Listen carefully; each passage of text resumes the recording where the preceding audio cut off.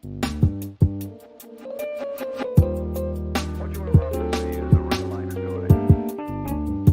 The accounts have gone into great detail to give each side's version of this an exclusive one, we understand. One of the most talked about.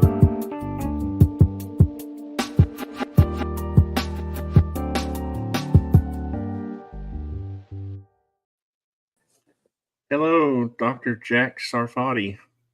Hi, Tony. Welcome to PiFi show number 103. I'm really excited that you're here. You should be a challenging guest because I'm a design build contractor who loves talking with people like you, but sometimes it's challenging for me to understand. But I love, I think we all should challenge ourselves to try to just reach out to people like you. I know you probably don't want a bunch of people reaching out to you, but yeah, I appreciate you being on the show. I forgot to put on the ear pods so I could hear you better. Just give me a sec. Okay, yeah. So while we're doing that, anyone in the comments who has a question, feel free to put them in there, and I'm sure Dr. Jack will be happy to answer them.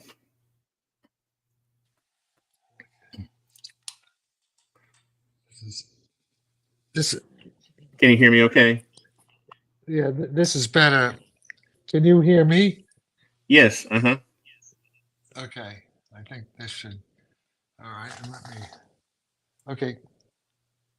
Go ahead. Again, thank you for coming to the show. I always want to. I have this goal of trying to invite people who are have a broader sense of knowledge, basically smarter than I am, so that I can learn.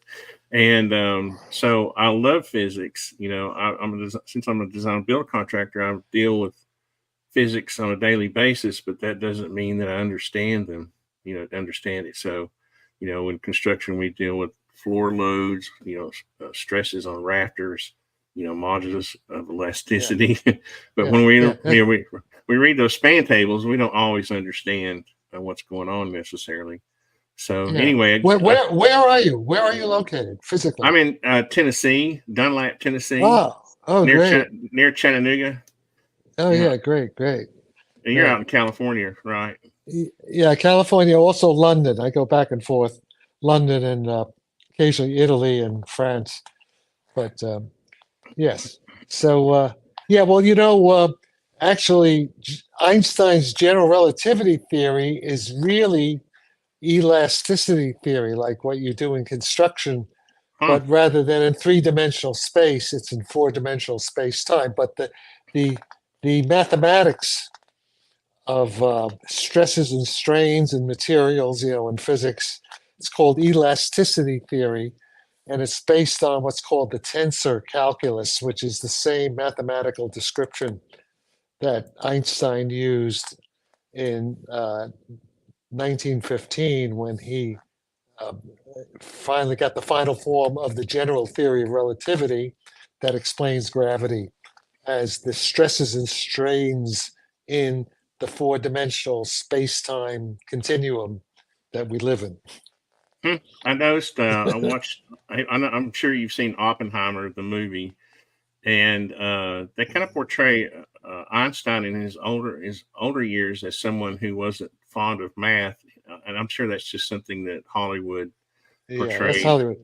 But while we're on that topic, I was an undergraduate at Cornell in 1956, 1960, and then also some graduate work there. My physics professors at Cornell were the guys in the movie Oppenheimer. Hans Bethe, many of the guys, and all my professors were Oppenheimer's A-team associates.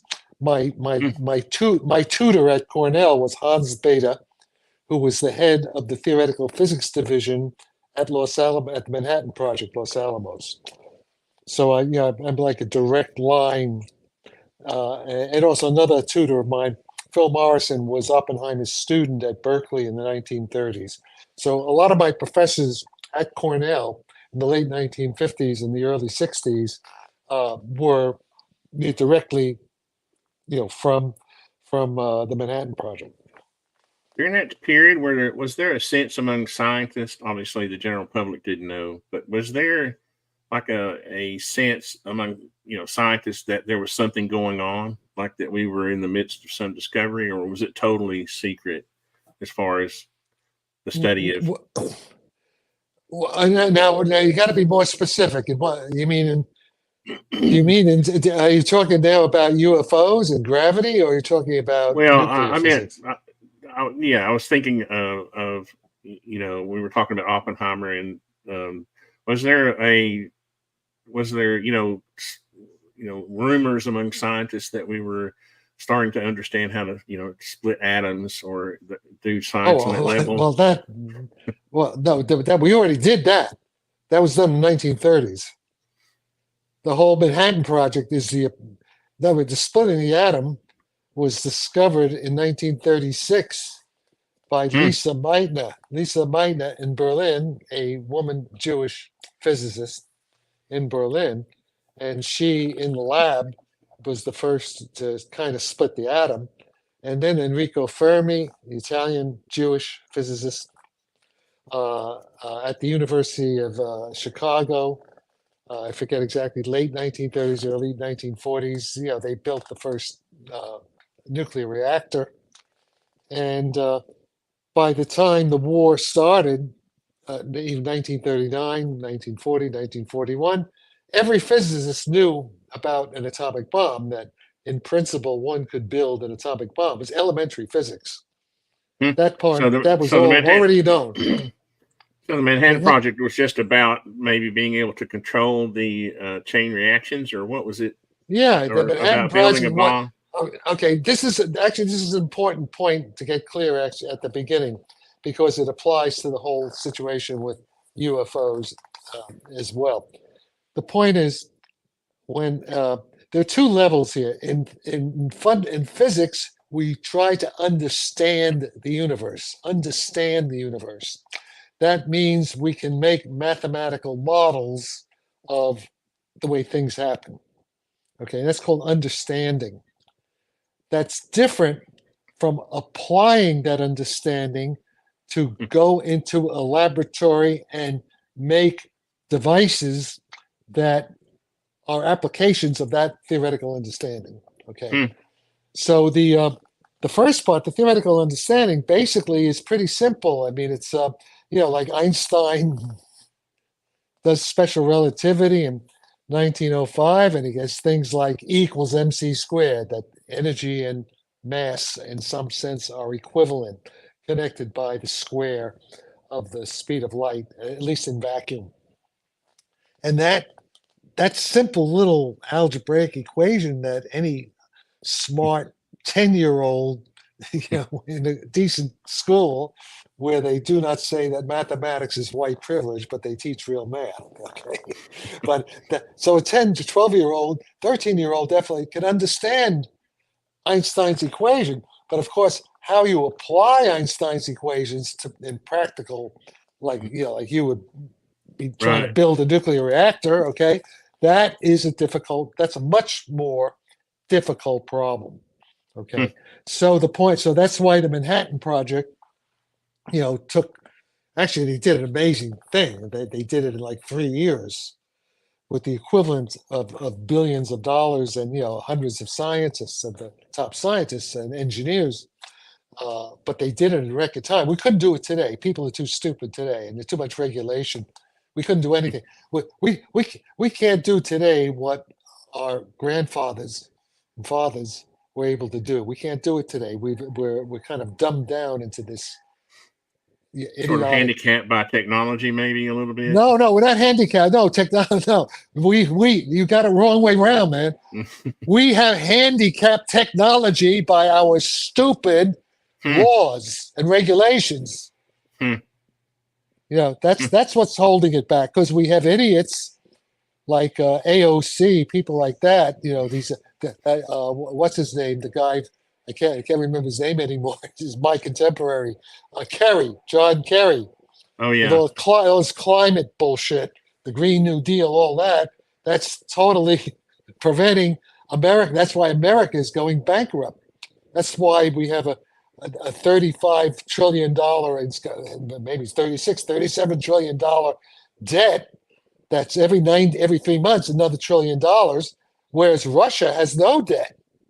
Russia has no debt, and Russia's forging ahead because they don't have these stupid regulations that we have, based on pseudoscience, based on bad science of man-made global warming and all that. That's bullshit. Bullshit. There is climate change, yes, but it's mainly due to the sun, and all the so-called regulations, like a stupid governor, Gavin Newsom, who may become the president, destroy all of America totally. All these regulations we have in California are crippling the California economy because they're based on pseudoscience. All the so-called electric cars, well, that's all bullshit. Electric cars use as much energy as gas cars, and they pollute the environment as much because you have to generate the electricity. And when you generate electricity, that causes pollution too. But the point is the pollution we produce from gasoline is small, and we can control it. I have a fairly new car. I have a 2021 Jaguar E-Pace, and it has a very efficient engine. It doesn't pollute the environment. I mean, the modern internal combustion engines are with catalytic converters, they work. They work. Yeah, even my Ford truck gets like 19 miles per gallon. It's amazing. The new technology. Yeah. Like you're saying. So the all right. So I sort of got sidetracked like Joe Biden. I don't think you have to worry about that comparison. Well, but you noticed you mentioned Fermi. Is that the Fermi of Fermi paradox that earlier you mentioned? Enrico Fermi. Yeah, Enrico. Except, and I'm glad you brought that up. There is the Fermi paradox is bullshit. Wrong. It's wrong. Huh. It's wrong for several reasons. I mean, it was right, when Fermi said it, it made some sense. Because when Fermi formulated it, even Fermi didn't understand general relativity very well. He's brilliant, genius in nuclear physics, stuff like that. He understood a lot of physics. But hardly anybody understood general relativity, even back when I was a student at Cornell in the 1950s, late 1950s. General relativity was not even taught at Cornell. General relativity was not taught in most American universities. It was only taught in a few places. It was taught at Princeton because Einstein was there. and it was taught, I think, in Syracuse or Rochester, a few places where they studied it. And I remember back then, a friend of mine was Ronnie Piles. And Ronnie he was a little bit older than me, a couple of years older than me, and he was living with Hans Bethe because Ronnie, as a child, grew up at the Manhattan Project near Los Alamos because his father, Ronnie's father, Sir Rudolph Piles, Polish Jewish a refugee from Hitler, who went to a British university and was. When the Manhattan Project started, they moved him to New Mexico, to Los Alamos to work on the bomb, and one of Rudolf Piles' students was Klaus Fuchs, the Soviet spy who gave the secrets of the atomic bomb to the Rosenbergs, who were executed in the 50s. Back when I was a student. And but in any case, I remember Ronnie and I we used to do Gilbert and Sullivan shows together, like the Cornell Savoyards. I was the lead tenor, and Ronnie was in. So I remember we coming back from a rehearsal one night, and we with my girlfriend and his girlfriend, we both later got married to them. And we started talking about Einstein. I started talking about general relativity, and Ronnie said, nobody's really working general relativity right now. It's a dead end. It's too mathematical. This is like 1957, 1958. Okay, and so that's where it stood. However, what really happened, what I think happened, is because of the Kenneth Arnold 1947. You know about that, right? The 7 flying saucers. You know who Kenneth Arnold was? Oh yeah, he was the first person to The report a pilot. UFO, right? Yeah, Yeah, the pilot yeah. up in Utah. He was flying somewhere in Utah, and he saw the Is 7. isn't that where Okay. the term flying saucer came or originated? Yes, yes. Yeah, yeah. Curiously enough, a guy I worked with recently passed, a member of the Bohemian Club. I don't know, the Bohemian Grove, all that stuff. Yeah. Former Marine, uh, grew up on the ranch, Kenneth Arnold's ranch in near Boise, Idaho. He was about 4 or 5. Let's see, he was 19. He was like 4 or 5 years old, and his name Don Rich. Don Rich's father ran a ranch, worked for Kenneth Arnold, was a businessman. And my friend, who I worked with on UFOs, okay, my friend was a little boy, was there when Kenneth Arnold's plane landed. Oh And the no. first person he told about flying saucers was Don's dad. And Don was a little boy, was actually physically there. Wow. How do you like that? Huh. So I wonder how did it actually get reported? I guess he just called. Did he report it Well, to I the? forget. Yeah, let's see. Yeah. Just I don't know the Yeah. detail. But it That ended up in detail. the papers, yeah, somehow, right? Yeah, Yeah. but of Huh. course they already knew it. The government, they've been seeing them. Mussolini, 1933. There was a Roswell crash in 1933 in Italy, and I work with Italian military who have all those files, the Mussolini files. It's all real. I'm working directly with Italian military, high level, on UFOs. Okay, Oh, so currently or at that currently time? now, yes. Now Oh I go to wow. Italy. That's why I go to Italy. Oh wow. I didn't know that. That's amazing. Yeah, yes. Huh. So okay, so we've digressed. Oh yeah, so I was trying to say, back Manhattan Project. So the point is, we understand. Okay, when I say I have solved the UFO physics problem, what I mean by that is that we have a basic physical understanding in terms of Einstein's general relativity theory and some quantum field theory.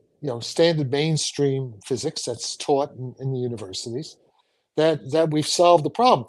And I must say, I was recruited into this project in the early 70s by the Central Intelligence Agency and people connected with the Central Intelligence Agency and the Department of Defense because of my background, because my professors were built the bomb. Ivy League, back then, and, there's all the Central Intelligence Agency is formed by the Ivy League, by professors, people like that, and so of course I was, I was known to the CIA, and they, I was, let's see, in the early 70s, I was at San Diego State, teaching physics at San Diego State, and through a whole series of kind of odd events. Basically, I wound up in 1973 at the Stanford Research Institute, meeting Hal Puthoff and all these guys into UFOs and remote viewing, paranormal, all that Hmm. stuff. And that's in the book, MIT physics professor David Kaiser, his popular 2011 book, How to Hippie Save Physics. He talks all about that. But while there, in fact, there's a recording of the CIA recording of a part of a long conversation. I'm in it. It's 1973, Russell Targ and Hal Puthoff, these physicists, and Brenda Mm-hmm. Reagan, other people are there, and you hear Russell Targ talking about flying saucers as time machines back from the future. Huh. Okay, you'll hear me talking about a strange thing that happened to me in 1953. In any Well, case, so let's get back. So look, what do we have? So 1953, I have a direct, strange contact with non-human intelligence as a child. was Okay, that what form and was Well, this is, pretty well known now. It's all over the internet. Okay. Basically, I get a phone call. I get a phone call from what is a cold metallic voice back in 1953. Sounds like Stephen Hawking. Stephen Hawking died, and it says it's a conscious computer on board a spacecraft from the future. Wow. Okay, 1953, and they want to teach. And this computer. They want that they've selected me and a few and other people like Hal Puthoff, Russell Targ, people like that. Uh, that they want to teach their technology to. All Hmm. right, and I had to agree to it, and they said, and I said okay, and and they said you'll begin to meet the others in 20 years, and that's when I may go to Stanford Research Institute, which is part of a CIA project. And I meet Hal Puthoff and Russell Targ and all these astronaut Edgar Mitchell. They're all into two things: UFOs, flying saucers, and all this paranormal remote viewing. Because the Russians are doing it. This is all pretty. There's a lot of literature on this, right? It's in the book How Hippie Save Physics, and other books, many other books. All right. Books by Hal Puthoff, books by Russell Targ. And this is well known already. It's almost mythic now. Okay, it's all right. So the point is, back in 1953, I was told I was going to meet these other people, work on the same problem in 20 years, which happened. So it's time travel. What else can it be? All right, but the point is that so so while in the early 70s, I'm having all these adventures, and this guy from the Defense Department, a guy named George Koopman, says, Jack, there are two things the Central Intelligence Agency wants to know that we want you to work on. One, how does consciousness work? So that's the whole conscious artificial intelligence. In fact, this is 50 years ago, right? And two, how do flying saucers fly? 50 years ago. All right. It took a while, but basically, I don't want to sound like George W. Bush on the aircraft carrier. Mission accomplished. We solved the problem. We solved both problems. Now, when I say you we solved solved the problem, you're talking about with respect to like warping the fabric of space to travel at high speed. yes, that's one. That's one. There were two problems. Problem number two was what you just said. The idea is how do you warp space-time? The problem with small amounts of energy. It's the energy barrier. That's the problem why you couldn't do it. Everybody knew in principle you could have time travel. But once you warp space and time, that is time travel. That's what time travel is. Right. The control of space-time with small amounts of energy leads to a technology of time travel. And that's, in fact, an observational fact now that the U.S., that's what the whole Tic Tac and Commander Fravor and David Grush and Louis Elizondo and all these guys, they don't understand what they're seeing very well. And there's issues there. But what they're seeing is time machines. Let me ask you a question about that. Yeah. I understand. I can wrap my head around time dilation. But I can't understand how. I understand that if I take off and I'm traveling close to the speed of light, time will slow down for me, but time will remain constant or the same on Earth, right? Well, okay, but let me say you're not being precise enough. Right. No. What happens? Let's consider you have an identical twin. Mm-hmm. Okay, your identical twin blasts off in Elon Musk's giant rocket to Mars. But something happens; they miss Mars, and somehow, he comes. Maybe 10 years go by for you. You've lost contact with your twin. Okay, 10 years go by, and by some miracle, the twin returns. Let's make it 20 years. 20 years your time. He's only 1 week older. Okay, that's special relativistic time dilation because his rocket, his Elon Musk rocket, has been moving through space in time. There's an actual relative velocity relative to you. Okay? Right. Okay. That has nothing to do with warp drive. That's a completely wrong picture. In fact, in warp drive, there is no time dilation. Just the opposite of what you think.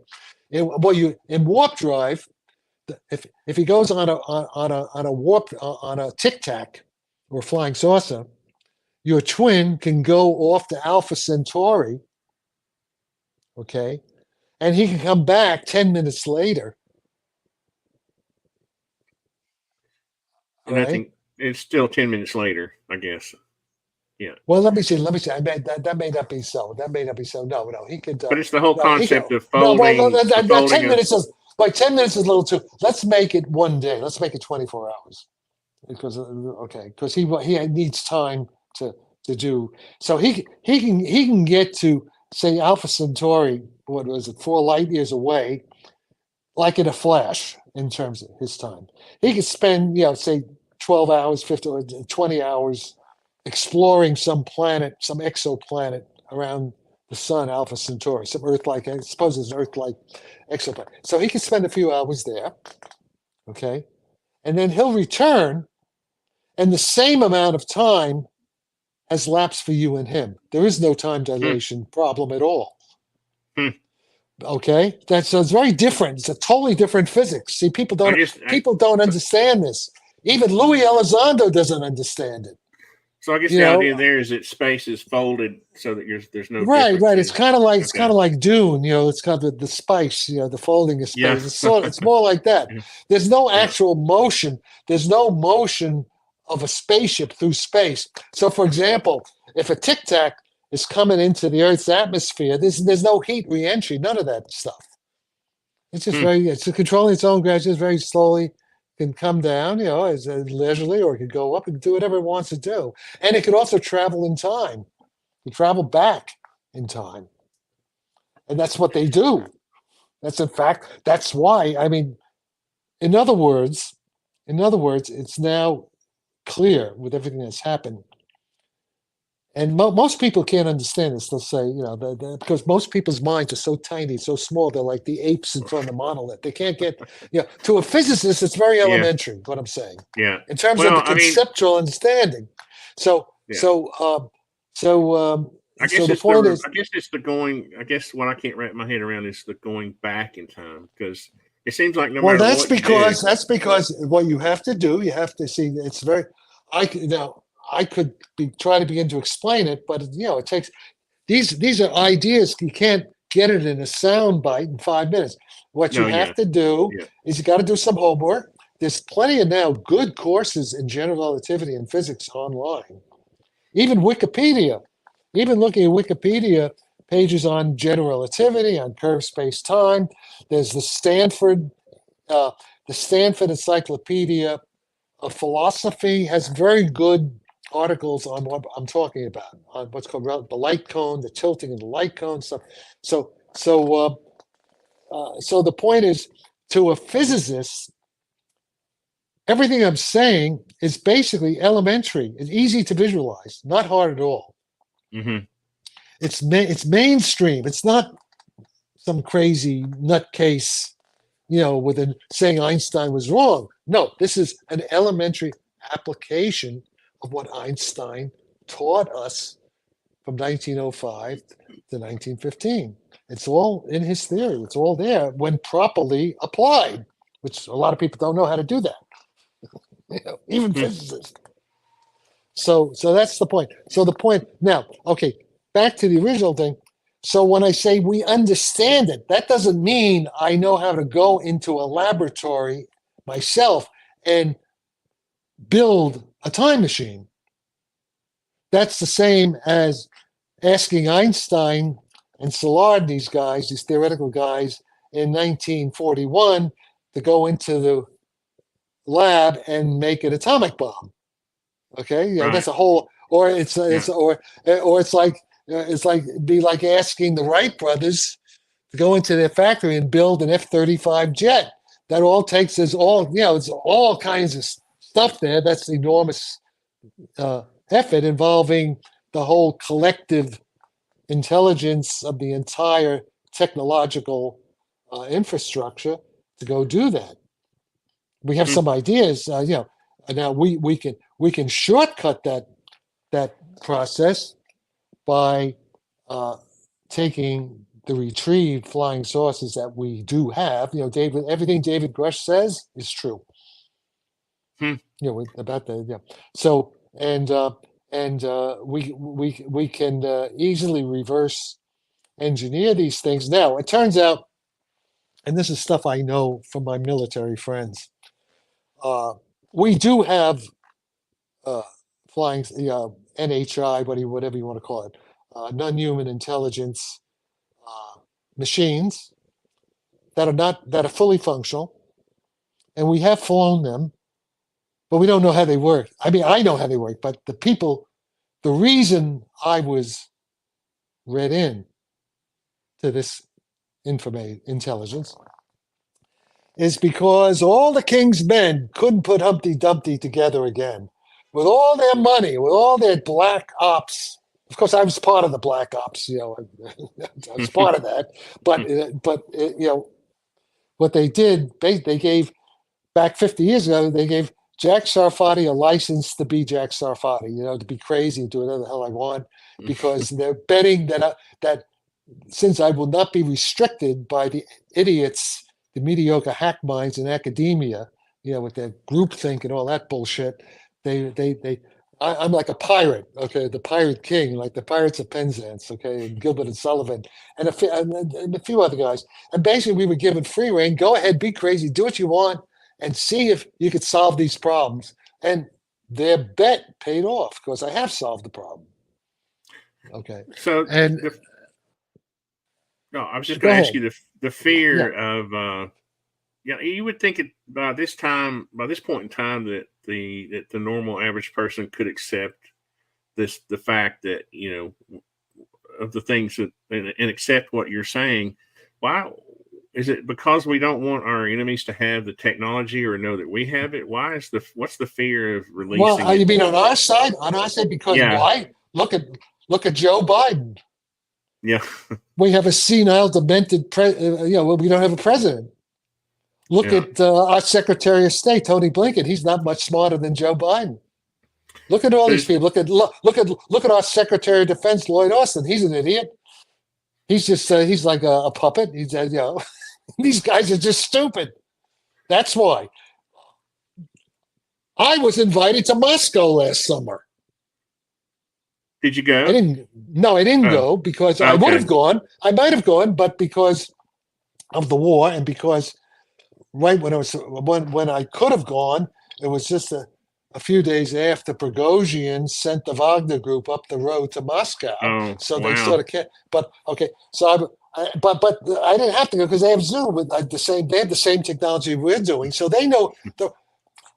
I've been involved with the Russians via the CIA for a long time, for 60 years. Let me explain. As a professor of physics at San Diego State, Navy Town, we were contacted by Russians then. This Tereletsky, who I was working with this guy Fred Wolf. We've got this book by Tereletsky on fast and light physics. I forget what the name of the book. Wolf had it, and Tereletsky was Joe Stalin's science advisor, World War II. Okay, and then when we wrote this book. It was part of a CIA project. We wrote this book, Space, Time, and Beyond, bestseller that influenced movies like Back from the Future, stuff like that. Those movies, because I was part of Francis Ford Coppola's Rat Pack, back in the 70s. It's all. It's also Close Encounters, also, right? Yeah. I'm the guy who introduced Jacques Vallée to Hollywood. I brought him to a party at Francis Ford Coppola's where all these people were. And the Uri Geller was bending metal for France. I brought them all there. That's a whole, you got to read How to Be Safe Physics and other books. My book, Destiny Matrix, there's a lot of history there. Jacques Vallée became the technical advisor, Close Encounters of the Third Kind, because of I catalyzed that. And Jacques even admits it in his journal, and you read about it. So the point is, this is all a pattern happening here. It's all being okay. So the point is that the Russians are working on my stuff almost certainly. Because they also know about because in the 1980s, early 1980s, I was part of a think tank for Ronald Reagan, Institute for Contemporary Studies, San Francisco, and we helped formulate the we helped formulate the we helped formulate the Strategic Defense Initiative. Hmm. You know, SDI. I was part of that in the back behind the scenes. Okay, and then you can read about that again. And so okay, Was so that was that a was the SDI wasn't that a plot to propagandize the Russians, or did it actually happen? You know, the Star Wars but initiative. both a bit no both bit of both Huh. bit of both. It was a bit of both because well R- yeah, yeah both. I mean Reagan was the first president I voted for when I turned oh 18. yeah. Hmm. I always wondered Okay, if so his. Oh, sorry. Go ahead. go ahead. No, go ahead. No, go ahead. No, I always wondered. You know, his people always speculate as to whether his speech about if an alien force, what would happen. Yes, that's All me. that. That's Jackson. Yeah. That's Jack. That's Jack Sarfatti. He was reading my stuff. Yes, the answer is yes. Huh. When he in his State of the Union address, Mm-hmm. he talks about physicists have found evidence for the existence of God in their equation. He's talking about my stuff. He was reading my stuff at Camp David. He because through the Institute for Contemporary Studies. Okay, the Institute of Contemporary Studies was set up in order to make. I forgot exactly when they set it up. It was set up before he became president. It was set up in San Francisco, where I was. It was set up by Caspar Weinberger, who became Secretary of Defense. Mm-hmm. Milton Friedman, economist, University of Chicago. Brent Scowcroft, General Brent, who was a national security guy for, I guess for Reagan, maybe Nixon, Bush, maybe. Yeah, Ed Meese, who became Reagan's Attorney General. Who else? A few other people, and my friend Laurie Chickering, who was a friend of mine, was the director of this. So I was their kind of unofficial science advisor.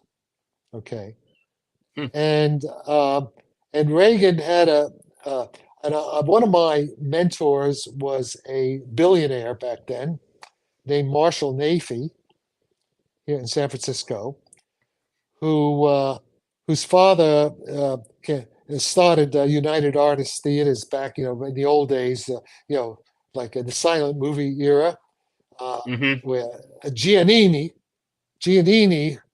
was his friend here in San Francisco. Giannini was called the Bank of Italy. Now it's the Bank of America. Okay, so Giannini gave Marshall's dad money. Marshall's dad at the time, or was his grandfather? I guess his father. It was his father. Was with the Nickelodeon.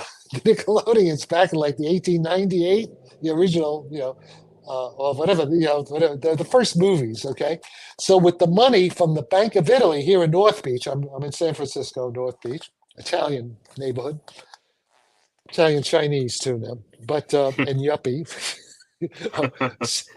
Sam Altman. Sam Altman. You know who Sam Altman is? OpenAI. Yeah, he's my next door neighbor. He lives right. Really? We share. Yeah. Wow. You know who Steve Jobs was? Steve Jobs? Yes. Steve Jobs' widow, she lives up the street from me. Wow. Okay. Yes. So these are my this is my neighborhood, okay? But right down the hill, very close is Fisherman's Wharf and Ghirardelli Square and North Beach, there. which is okay, Cafe Trail. Yeah. All right. So that's where all these So what I'm giving you my Biden 85-year-old moment. So I was talking about what. Oh yes. So I was talking about. Marshall Nafee. So in any case, Marshall Nafee, Marshall Nafee's father then started United Artists Theaters. Charlie Chaplin era, Douglas Fairbanks, the silent movies, all that stuff, and then when the talkies came, and at one point, the government broke up. It turned out that you couldn't produce movies and have theaters in the same company. So they had a split. Hmm. Okay. Too So much of a monopoly, I guess. yeah, that sort of Hmm. bullshit. Yeah. And so what happened was when I was with Marshall, he had the movie, the theater part, but secretly he was producing movies. Huh. Backdoor, he was a silent partner with Al Broccoli, and they made the original, um, Sean Connery, uh, Fleming, Bill, Fleming, the Bill Fleming Seven or one. movies. Yeah. What? Oh, Jay. Yeah. Ian Fleming. Yeah. Yeah. Yeah. Um, and in fact, we had one of James Bond's, uh, in the early movies that when Sean Connery was doing it, they had these black, um, I think it was convertible. Was it convertible? Black Aston Martins. Four of them were made for the movies. We had one of them, and Marshall had one of them in his garage in Pacific Heights. He had a long driveway. He had a long, narrow driveway. So you drive into his driveway. He's a billionaire, even back then, in the late 1970s or early 80s. You drive in the car, and there's a turntable. So you drive in, and then the turntable turns the car so you can drive back out. Wow. All right. Huh. So, in any case, but the point is that when Ronald Reagan was acting in the movies, he worked for Marshall's father. Okay. So the point is, by the time Reagan is president of the United States, Marshall could just call the White House, say, "Hey, it's Mark. Talk to Ronnie." Okay. It was that kind of relationship. Hmm. You All know, you right. mentioned. And but wait, it was Marshall Nafee who gave the idea to Reagan to do SDI through me. Huh. Because, and this is a very funny story, because around 1979, 1980, Marshall made a movie with Al Broccoli in England and Sean Connery, a movie called Meteor. It was not successful at that, but it's basically it's like the meteor is going to hit the Earth, and what happens is that Russia and America, they have to like end the Cold War because they have a common enemy. Huh. Okay, so this was around it was around 19. I guess it was before Reagan was shot. Yeah, I guess Reagan just got into office, and we had a lunch at Enrico Banducci's uh, restaurant. Enrico's on Broadway in North Beach, famous places where all the movie stars, everybody would hang out. And Marshall was, and Enrico went to school. Marshall actually financed the restaurant. Okay, so we'd have these like power lunches there. Okay, and so we had this lunch with Laurie Chickering, who was the head of the Reagan think tank, and Marshall and me. It was just the three of us, I guess. And then Enrico would come, who owned he'd cook, and he'd play his violin and with his beret. Uh, but the point is that Marshall had just made this movie, and Marshall was sitting there drinking, and Marshall says, "Hey, what if there were aliens who were going to attack the Earth, and they had with these flying saucers they could attack the Earth, and Russia and America, we had to end all this bullshit and come together to fight the common enemy. And we had these laser guns and all this. So he had the whole concept shooting, but James shooting flying saucers down. Okay, More of alien a movie attack, idea. huh? All More right, of a movie so idea than a speech idea, right? well, the point is he didn't say to Laurie that he had just made a movie. Well, it wasn't about alien, but it was an asteroid. But Marshall, because I kept talking to Marshall about flying saucers, right? We would go around in his Jaguar, actually get stoned up at Mount Tam with this Kimber, a bunch of us. And by the way, Marshall was also an evangelical Christian. We get stoned in his car, drive around listening to evangelical Christian church music. Pretty funny. I mean, yeah, this is like, I mean, this would be a movie. This is like a Coen Brothers movie, right? But this really happened. This is all true. I couldn't make this up, right? But he's brilliant. They created Comcast. You know what Comcast is? The cable They're the company. yeah, cable Yeah. television. He was the original cable television. This is when I was with him in the 1980s.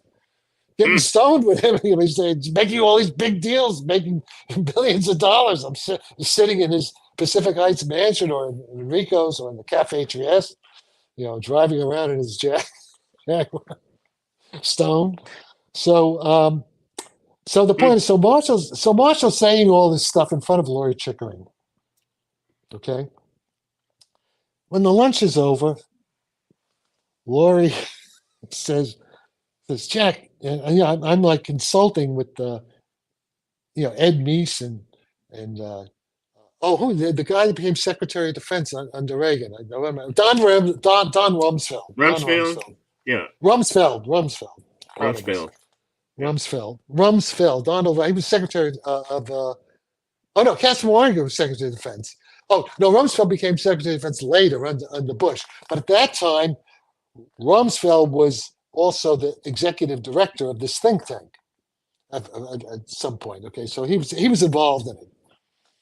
But in any case, so Laurie says, "Can you write up this conversation we just had with Marshall's talking about?" Because part of what Marshall's talking about was also connected with my talking about flying saucers and the lasers. And that was my idea, because I had also been working on making laser weapons. I actually started working on laser weapons with Hans Bethe at Cornell in 1964. We were trying to make a nuclear gamma ray laser using nuclear transitions, what I call isomeric nuclear. So I was into that, and also I was hired in '66. I was at Her Majesty's Atomic Energy Research Establishment at Harwell in England, because I had original ideas for laser fusion using powerful laser beams to compress the plasma to get a fusion plasma. I came up with that idea myself as a student with Hans Bethe at Cornell in 1963. And I was in, they were connected with the British intelligence, and that's why I was invited by a guy named Ron Bullough, and invited me to Harwell. And I would go over to Harwell. I wrote some papers there. There's a whole story. There's a whole thing. So so of course the CIA agent knows about Jack Sarfatti, from Cornell, and there's Hans Bethe and Manhattan. It's a small world. I mean, Ivy League. We're all hanging out with all these. It really does. It gives you the sense that it is really all connected. Where of course it's all connected. Yes, it's all connected, and it's all. And remember that the aliens from the future said, "This is all going to happen anyway. It's all being engineered by them anyway." You got to get the big picture, okay? So in any case, so what happened? I read up a little memo. I put in my own bullshit, about this and that. Oh, and I write in the memo, and this new technology will render nuclear weapons impotent and obsolete. Those are Jack Sarfatti's words, which later appeared in the Reagan speech. In any case, I give my little summary to Laurie Chickering as requested. And so what happened? A couple of weeks go by. I'm walking into the Cafe Trieste. Laurie comes up to me and says, "Laurie," I says, "Jack, I gave you a paper to Paul Nitze," and he really liked it. Paul Nitze was Reagan's arms control, top national security guy in the White House. In addition to that, there's a guy named Joe Lynch, part of the North Beach crowd. Joe Lynch was a close friend of Cap Weinberger Jr., the son of the secretary of Caspar Weinberger. And through Joe, I was, doing my crazy stuff, writing the Cafe Trieste. Oh, where, by the way, what's his name? Mel Torme's son, forget his name, who wrote Sliders. He used to come there listening to me apparently. And also Philip Dick used to come back in the in the 70s. I was told Philip Dick used to come, lurking and just listen to all the crazy stuff. We talk about time travel, flying, everything, consciousness, the whole thing. And so the North Beach was kind of a hotbed of, stuff. And Francis Coppola was hanging out there. All these, Julie Christie would come in. Who's the guy, the black guy, the comedian who got in trouble with women? Who went Richard to Pryor jail? or Bill Cosby? Pryor.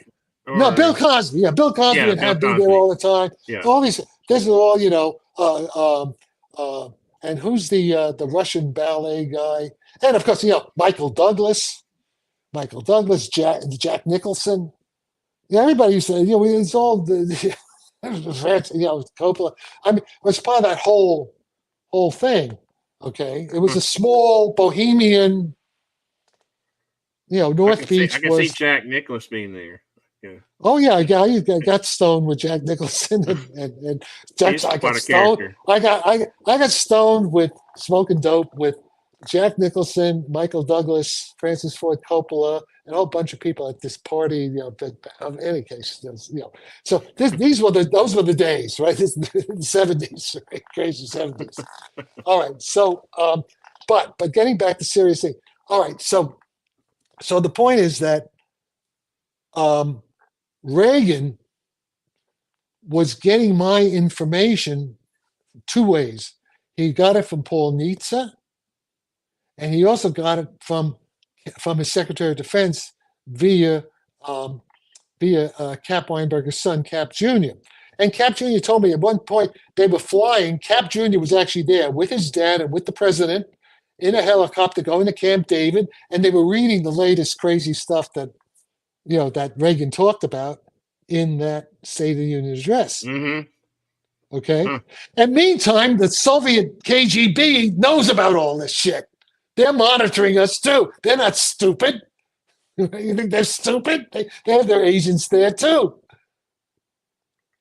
Huh. All right. So Also, as part of the official program, we're communicating with Russians physicists, this guy Igor Aksharin, top physicist, trying to negotiate.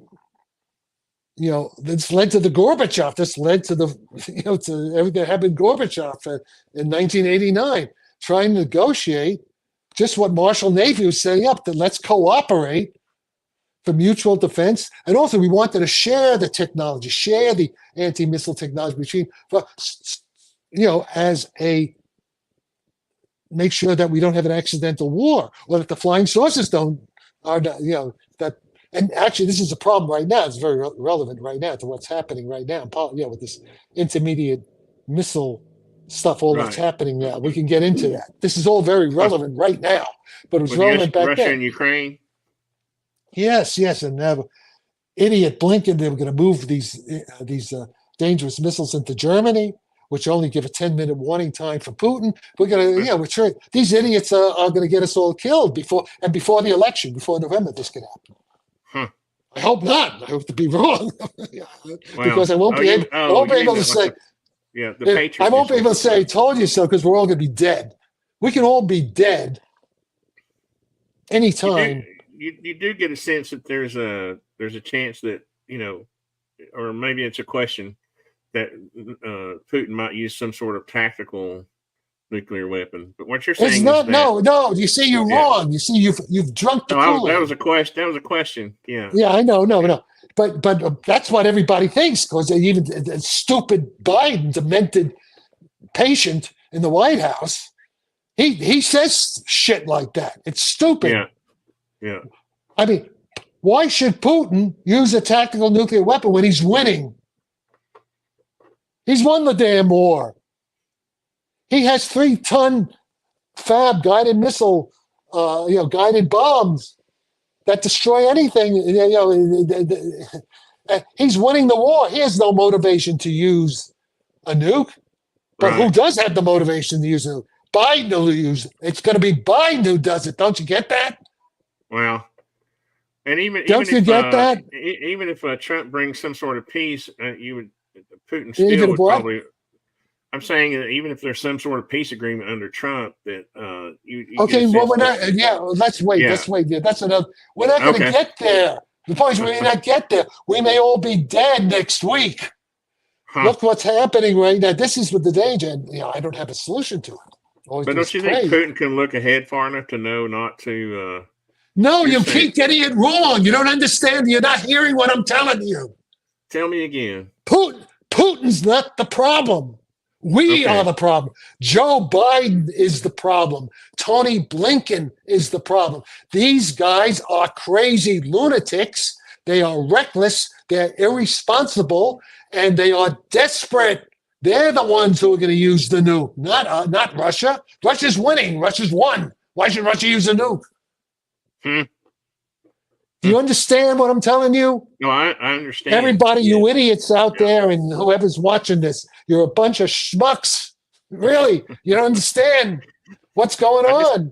I just think they're probably victims of propaganda from both sides. Yes, and of course. Don't understand what to think. Yes, Probably. but it's sad. It's sad because we're on the brink. We are now on the brink of total annihilation in the next few weeks, next few months. Because what has happened? Look at what we have. It's like a nightmare.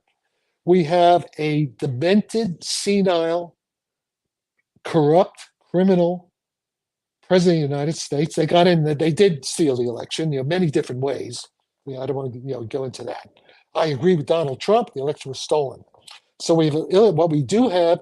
We have in controlling America. Well, we have organized crime syndicate that's taken over the country.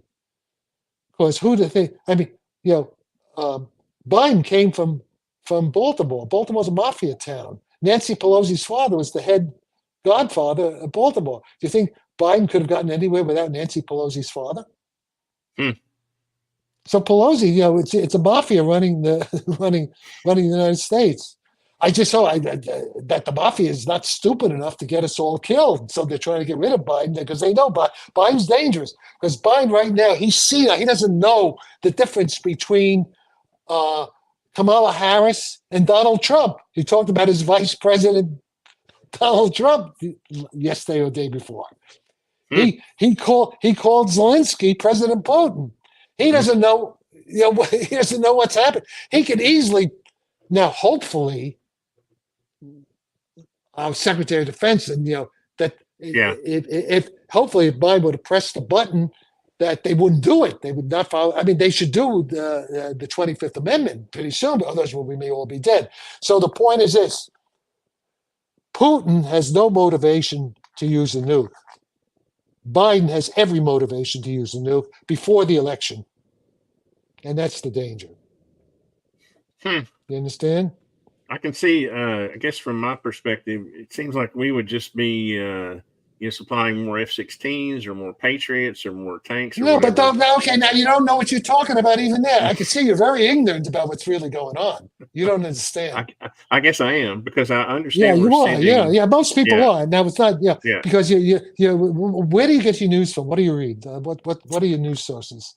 Oh, just all sorts of different. No, but what is it? Do you read newspapers or do you do it online? It's mostly online. Okay, but what websites? What websites do you watch for news? I mean, the for Ukraine. Typical. Well, there's some sources on X. Twitter. I follow. There are people from inside Ukraine, but then of course, and there's some random. But there's nothing you could nail down. Okay. National. So, maybe. I guess if I was going to admit any kind of national, it would be Fox. But that's. Yeah. Okay. And even Fox. Fox. Okay. But none of them are trustworthy. Fox is more trustworthy, I think. But news. I mean, you can't.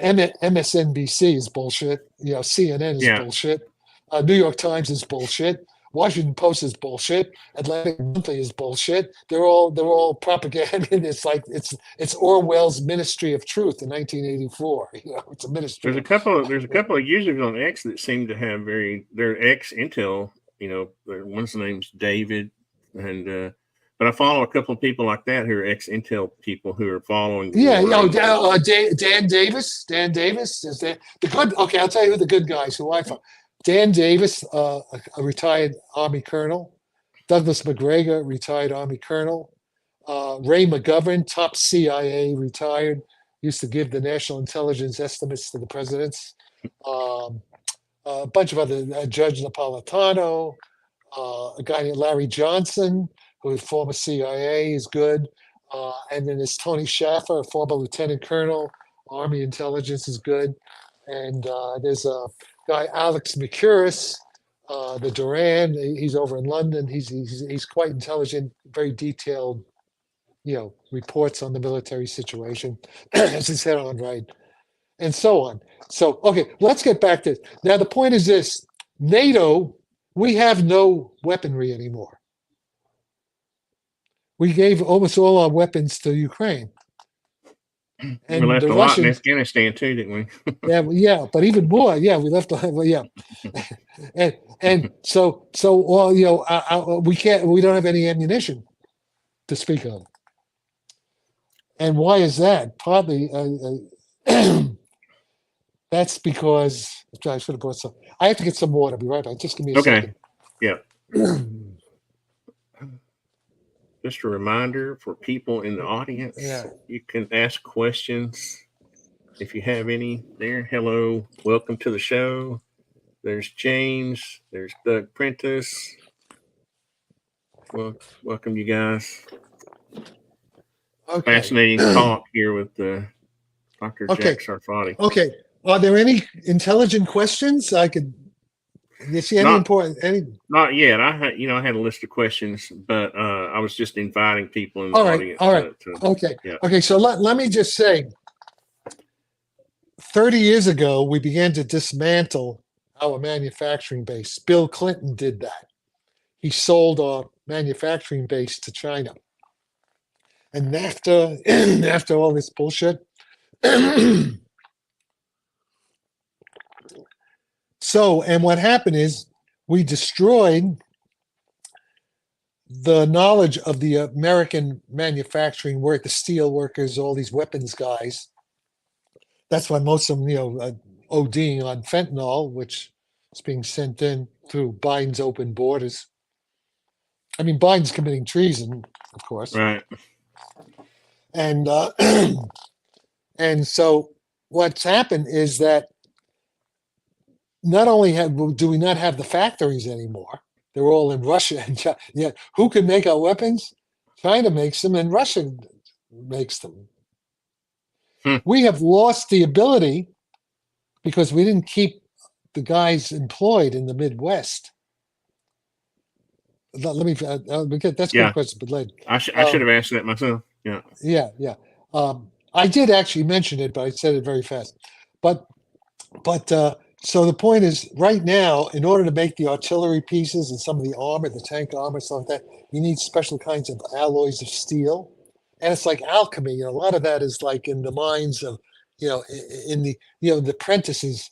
It's in the know-how, the experience of our workers. In the steel mills and in the manufacturing plants.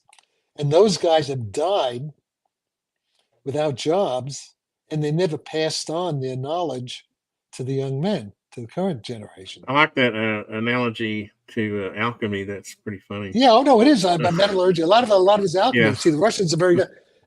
But the Russians haven't lost that, because the Russians, they kept, even when Russia was doing badly in the 90s, they kept all the World War II Stalin Soviet factories in Siberia. They kept all that, and they kept the guys employed because they saw ahead they might need this one day.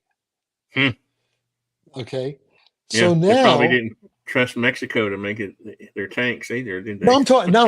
Well, yeah. Well, I'm talking now about the Russians now. The Russians, and by the way, no, I know. I was kidding. Yeah. Russia has all the minerals. All the rare, they have everything, natural resources, which is of course. Okay. I guess that's partially why they want Ukraine back, right? Ukraine has a lot too, by the way. Yeah, and Lindsey Graham admitted it. So the reason, and the BlackRock, our guys, our crooks, our vampire guys, they want to break up Russia. This is why they're fighting. They want to because they want control of all those reasons. So, but the fact of the matter is, right now, We don't have enough weapons. We cannot make enough ammunition. Not for years, and even we'll probably never be able to do it. Russia, Putin right now, they're able to make like 7 times, many times as much artillery shells as we can even hope to make in two years from now. Same for tanks, same for everything. Okay, and to make a bad picture even worse, our weapons are no good. Our weapons are crap. Proved. That's what the Ukrainian, the Russian war machines just. I mean, you send an Abrams tank, they're gone. We sent in almost $200 billion worth of equipment. It's not there anymore. It's been destroyed by Russia. Yeah, most of the propaganda I see coming out of this war is how, Russia is this old, antiquated, they're sending in these World War II tanks. Yeah, it's all bullshit. It's all a lie. It's the ministry of, it's Orwell's 1984. We're Oceania. Everything you read by the British Ministry of Defense and the Institute for the Study of War and all these so-called things, the New York Times, everything on Ukraine, it's just the opposite. It's just, they say 600,000 Russian troops. No, it's like maybe 50,000 Russian troops are dead and wounded. It's 600,000 Ukrainians. There's no Ukrainians left to fight. You have 700,000 Ukrainian men are in EU. They don't want to fight, and I don't blame them. Yeah, you see other propaganda that that I don't know if it's propaganda. I guess it seems like it is that there 1,000 troops a day are being lost by Russia. No, that's bullshit. In fact, it's 2,000 troops. It's 2,000 Ukrainian troops, sometimes 2,500 troops a day of Ukrainian troops who are being killed and wounded. Is the fact. Russia has won this war. It's what's called aggressive attrition. They're slowly moving in an attrition way. And as the Ukrainians are pretty stupid, they're suicidal. They send in all these people, they just get ground up. And now they don't have any, it's just conscripts. It's poor people. The average age of the Ukrainian soldiers is 43 years old. And they were using pregnant women in some cases. They're using kids. It's just like Hitler at the end of, when the Soviets are outside of Berlin. It's like that. And the F-16s are not going to do anything. You know why? The F-16s can't even get into Ukraine. There are no airfields for them. They need very clean runway. You would think that they would end up being our pilots that fly them anyway, right? And if they are, Putin said, if our pilots are flying them, they're going to be shot down. Okay, so we'll see whose pilots are better. There's how many F-16s are there? There aren't that many. There are many more Russian fighters than. I think they were only going to send 20 at first, maybe. Yeah, whatever. So what are 20 American fighter planes against, say, 200 Russian fighter planes in a battle? Who's going to win? Yeah, I would say they have air defense systems in place, also, right? And plus, the Russians have a better. Russia has a superior air defense system, which we don't have. We don't have any of that shit. And also, suppose they fly the F-16s out of Romania and Poland. Putin and Lavrov and they're going to send hypersonic Iskander missiles, and they're going to blow the shit out of those air bases. They're fair game targets. You want to play hardball? They don't fuck around. They don't bluff. See, Putin doesn't bluff. The Russians don't bluff. They don't even know the meaning of the word bluff. That's not part of the way they operate. We're the bluffers. We bluff because we're nothing anymore. We're bullshit. We're paper tigers. We have the nuclear weapons. Yeah, we bluffed with the threat of letting Ukraine join NATO, right? Yeah, that'll never happen. There isn't going to be a Ukraine, unfortunately. I mean, Biden, we have destroyed Ukraine.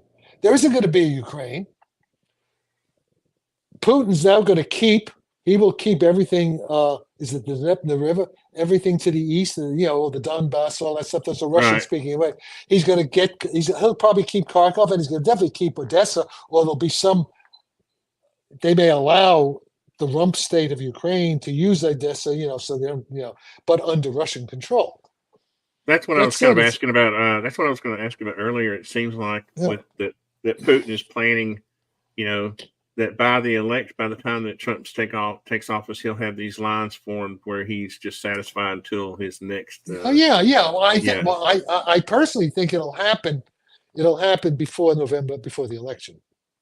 I think it'll happen before the election. Yeah, unless we're all dead, unless Biden is able to push the nuclear button and does so because he's so crazy, he'll do it. Biden is the threat. I'm hoping there'll be someone there that will recognize that he's not. I don't think there's no evidence that there is. They're all as bad as him. Well, you got Kamala Harris. She can't even string a sentence together either.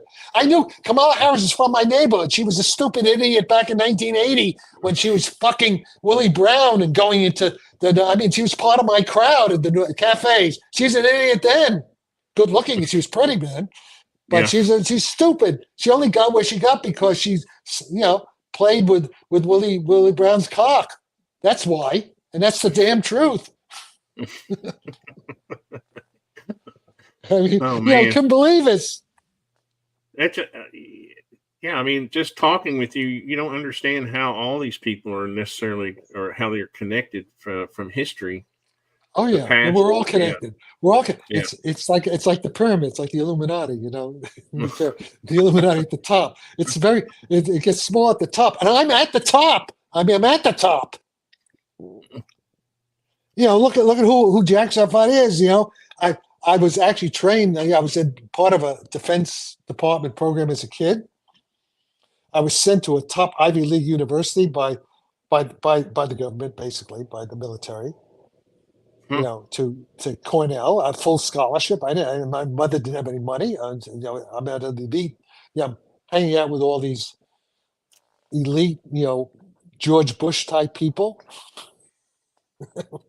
I guess did the subject of remote viewing? You said Uri Geller came up. It seems like you reminded me of the subject of remote viewing. It's all real. It's all real.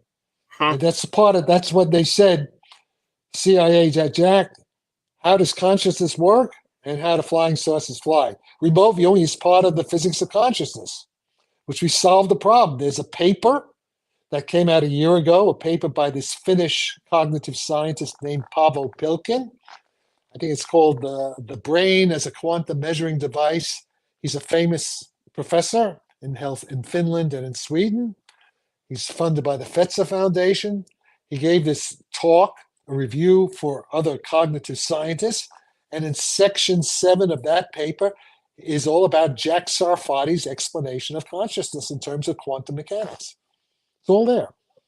And that was done because the CIA got me working on it 50 years ago. And actually that problem was actually basically solved 30 years ago.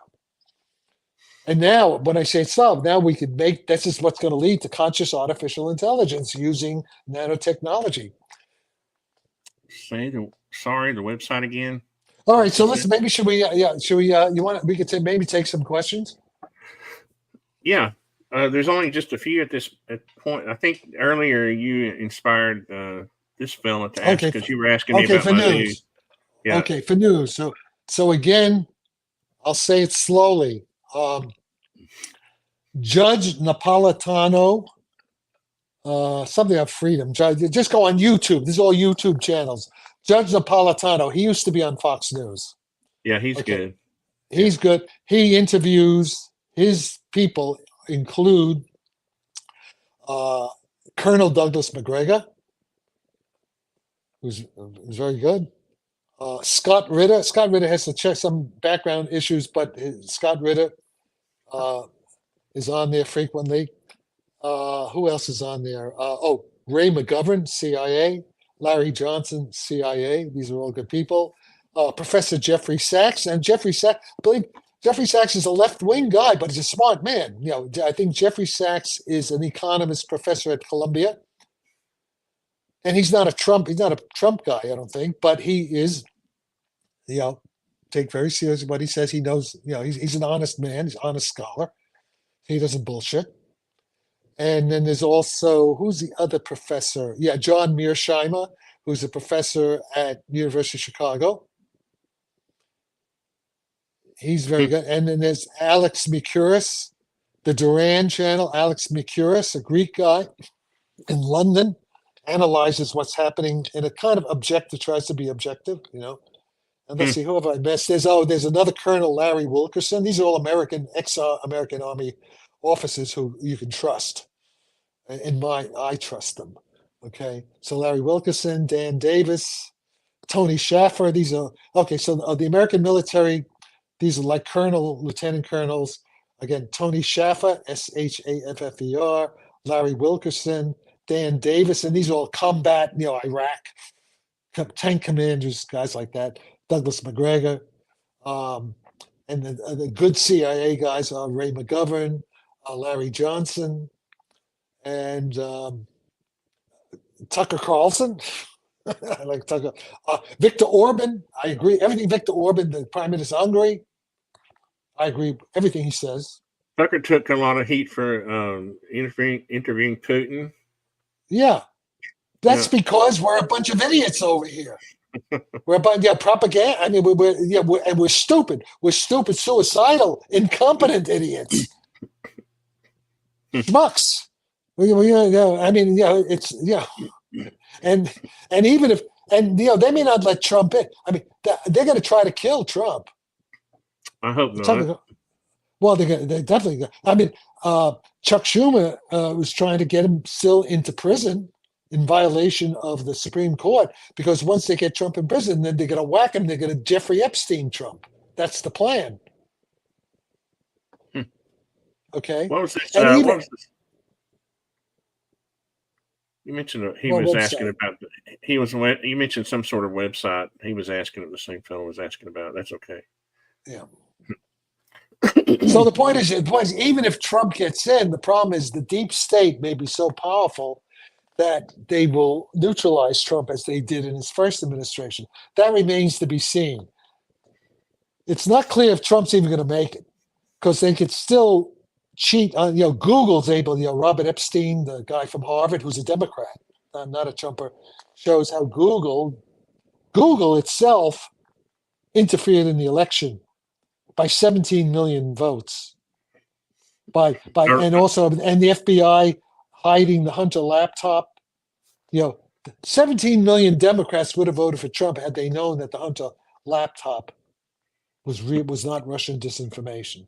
But I think I read yesterday that Meta and Facebook were going to release the restrictions on Trump.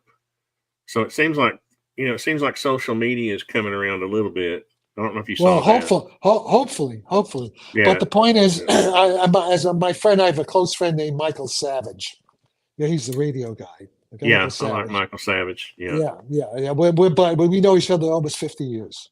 We're like brothers. We're like that. Okay. And we used to hang out together all the time. And during that time I was telling you about, with Reagan and all that. Mm-hmm. But in any case, Michael's afraid that Trump may not make it. Oh, that's a sad thought. I hope he's got extra security.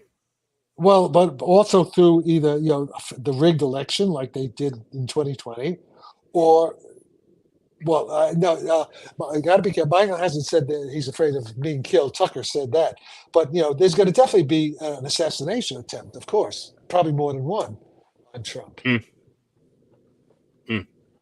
can hope against that. But the point is, even if Trump gets in, it's not clear. Well, it'd be certainly better for Trump to be there than for Biden to be there, or for Kamala to be there. What do you think? I mean, I had a question here about remote viewing. Yeah. You would think, how do different intelligence agencies block? How do you keep things secret in a world where remote viewing works? Like, why can't we just understand? The answer is you don't. But I mean, there is no secret. And okay, I'm not the guy. The guy for you to interview on that is Russell Targ. Now he's over 90 years old, so he's not going to be around much longer. But he's still, he's not Biden yet. He's still pretty cognizant. So I'll give you his phone number and his email, and he's the guy who ran the CIA project on remote viewing. He's Mr. Remote Viewing. Huh. Even No, more than Halpern. I've always just wondered how do we maintain secrets, and you're saying we don't. We don't. Huh. No, That's amazing. well, Because you would think it would be hard to obviously. fight a war. You would think it would be hard to fight a war without being able to maintain, you know. Well, the thing is this. Here, the thing is, listen, there are certain remote viewers who are able to really remote view, and you can't keep secrets from them. But the people at the top, do you think Tony Blinken listens to that? No, he doesn't. Do you think Biden knows anything about it? No, they don't. Do you think Lloyd Austin knows anything about it? No, they don't. So but there are a lot of good intelligence people in the CIA and in the other intelligence agencies, the DIA, who know what's going on. They agree with me. They know what I'm saying is true, but they don't have any, but their intelligence goes up. They give their honest, good, accurate reports. And then these assholes at the top change it. They just, it's all bull. They lie. They're a bunch of liars. They change it so that Biden, who's senile anyway, Biden actually believes Putin wants to take over all of Europe. He believes that nonsense, that rubbish. And so does the idiot Keith Starmer, the current prime minister. He believes it, and the guys before him, they believed it. David Cameron, they believed all this nonsense. The Ministry of Defense in England and MI6. They're all corrupt at the top. They're all either crazy or they're lying to the British people and to the their reports are right out of Orwell's 1984. Just total lies, total propaganda. What do you think it's going to be the next technology that's released to the public? Well, it's my technology. That's what I'm working. It's gravity control. No, there is no. You think? But I don't know if it'll be. As far as like actual technology that, like I remember when I was in high school, they rolled out, well, I guess it was a little after. They rolled out. I don't think, okay. No, who's they? Who's they? Who do you think is going to roll it out? That's a good question. I guess I'm remembering when the F-111 was rolled out and we were all like, okay, oh man. It's not going to be the United States. The United States is finished. I am sad to say. We're done. As far as creating new technology? Yeah, it'd be China and Russia. Because they're already working on my stuff. They invited me to fucking Moscow last year. Why would they invite me to Moscow State Physics Department? They're already working on they have smart people. They're not stupid. That was a question about. That's a good question. I don't know. It doesn't matter. Well, it's a good question. I don't know. I think probably my instinct is that Biden, it's just natural decay. It happens to people. Okay. Yeah. But Blinken and these other guys are younger and they're just as crazy. So maybe I think that question, he's referring to Louis Elizondo's slide 9, about control, mind control, which is what I also, remote viewing mind control, which is what, I know the physics. I mean, it's real. It's called EPR signaling, the mechanism. We understand. That was what the CIA was asking me to work on. That was one of the two problems. Yeah. So the thing is, who is mind controlling these? Suppose the answer to that is yes. Suppose that was the answer. The question, who's doing it? Who's the puppet master? I don't think it's Putin. It's not Putin. You would know more it's than not the anybody Russians. else. Yeah, I know. Yes. I think I do know, but I could be mistaken. These are still educated guesses. I could be wrong. Right. Anything that's good science has to be proper falsifiable. You could be mistaken. Otherwise, it's bullshit. So I don't think it's Russia because it's not in Putin's interest to have the behavior that's coming from Washington. It's not in Russia's interest for that. So Putin has no motivation. If Putin were in control, none of this, there would be no war in Ukraine. It all would have been settled. On the other hand, if we do want to go that, it's evil extraterrestrials. It's war of the worlds. It's invasion of the body snatchers. In other words, there are many different non-human intelligences out there, and some of them want to exterminate us. I've heard It's right out of that sight. before. Okay. Yeah. See, that's the danger. And the point is, since the physics of this stuff is so elementary, and we know the universe is teeming, the Fermi paradox, bullshit. It's been UFOs disprove that. It's bullshit. These people who say Fermi paradox, they're stupid. Even they're smart, but they're stupid. I mean, Elon Musk is an idiot. I mean, he's very smart. It's almost like it's maybe being applied wrongly now. Yeah. Well, or they're being Elon is being mind controlled. I see no evidence for UFOs, aliens. It is interesting, by the way, that he says his space satellite network doesn't see any evidence, and that is an important thing because Elon's a smart guy. The question is, why don't they see it? And I have some, I think, answers that they're there, and I know why they don't see it. But I would have to talk with Elon and this other guy, Creon Levitt, who's the research director, former student, sort of informal student. Wouldn't they have to have the appropriate sensors? Yeah, sensors. Yeah, they may have the right. Do they have the right sensors? And also, there's this guy, forget his name, Courtney Brown at Embry-Riddle University.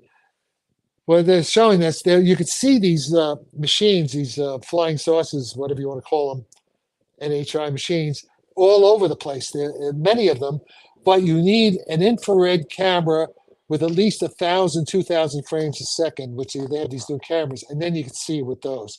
With ordinary cameras, you can't see them because they're going too fast. They're going too fast, and it's warp drive, so they're not disturbing the atmosphere. There's no jet trails, anything like that. So the idea, if I was able to talk to Elon like I'm talking to you, and I'd have a few other physicists there too, and we get the details of what are the sensors that his satellites have, and then suggest, well, put these kind of new sensors on there and see what happens then. That's what they're supposed to be doing at the Galileo, Avi Loeb at Harvard. They're doing, as far as I know, they're doing bullshit. It's just crap. Avi Loeb is an idiot, smart idiot. He knows certain things, but he's looking for stuff out with the booby comet. Yeah. He's looking for that, but he's not looking right here. And he's got a bunch of stupid billionaires giving Harvard money because they're Harvard. Fight fiercely, Harvard, and a bunch of bullshit. Yeah, I did some volunteer work for them when they first started. We were identifying. They were trying to train their AI to identify craft. Yeah, listen. I hope he's getting the right answers to the wrong questions, and I hope to be proven wrong. I hope he does something useful. I don't want to be right in this. I want to be proven wrong. But so far as I can see, Avi Loeb is another schmuck who worked with Kirkpatrick, at the Pentagon there. Another schmuck. All right. What is this question? This question is, I forgot the name of the tech that was allegedly messing with people's mental health several years ago. Yeah, that's a microwaves. Yeah. But okay, there's one relevant part of that. The UFOs, if you stand under a UFO that's hovering because of the anti-gravity field, what's called a blue shift, you will get radiation sickness. Like the Havana syndrome. That's why a bunch of our guys have gotten too close to these machines. That's what Gary Nolan at Stanford is working on. The blood for these damn guys. I had Gary Nolan on the show a couple of shows ago. He's a really good guy. But he's good, isn't he? He's good. He's good, bad, and bogus. Unfortunately, our time got cut short, and I didn't get to ask him all the questions I wanted to ask. We were talking mainly about his research, cancer research, which was really fascinating. Which you don't hear a lot about. No, he's very all that. Yeah. All that I agree with. Yeah. And his specialty, he's top. But when it comes to UFOs, he's a schmuck, like all the other schmucks. I think he's probably hesitant to dive in, right? Like a lot of people are. He's what? are they still So- hesitant to dive into this because of the No, stigma? no. I mean, he wants to dive in, but the point is, he has stupid people advising him. He's got idiots. He's got this guy Eric Davis, who's a low-level physicist. He's got this guy John Alexander, who's a fake, total fake. Pretends to know physics. He doesn't know anything. He's got Chris Mellon, who means well, but who's an idiot. They've got Chris, from the Mellon family. Chris's cousin, John Warner IV, says his cousin's a fool. They mean well, but they're schmucks. They think they know, and Louis Elizondo's another schmuck. He means well, but he doesn't know anything. He doesn't know physics. He was an army grunt, and they got him into this thing, and he's like a gorilla on steroids. Probably very good at the job he did at one point in time. Yeah, no, but these guys and Chris Leto, all these Ryan Graves, these are good, these good military people. They and Commander Fravor, but they don't know enough physics, and even David Grush knows some physics, but not enough. What they're reporting is real, and their observations may be accurate, but they don't understand what they're seeing. They don't understand how to understand it because they haven't talked to me. They talk to me, I could set them straight, and they could make progress. But I think what happens a lot of times is what kind of, and I experienced some of this, and you saw that research I tried to do, and I sent it to you, and you set me straight on it. I think people, we get this idea that because of AI and other ways we can learn on the internet, that we can learn like one facet of something, but we don't have the deeper understanding, the fundamental understanding. No, you only get that, and it's too late for most of you to get that because why do I have it? Why do I have it? Because I have 50, 60 years experience, including direct contact with Richard Feynman, John Wheeler, Hans Bethe, Werner Heisenberg, David Bohm, and many other top Keith Bruckner. You actually met Heisenberg? You met Heisenberg. I met him several, and I was at his institute for weeks in Munich in 1966, summer 66. I was living in Schwabing, which is like the North Beach of Munich back then. I would take the trolley car through the park, and to the end of the line, there was the Max Planck Institute for Theoretical Physics, with Werner Heisenberg's institute. I was there with John Wheeler and Martin Kruskal and all these people, and Clifford Truesdell.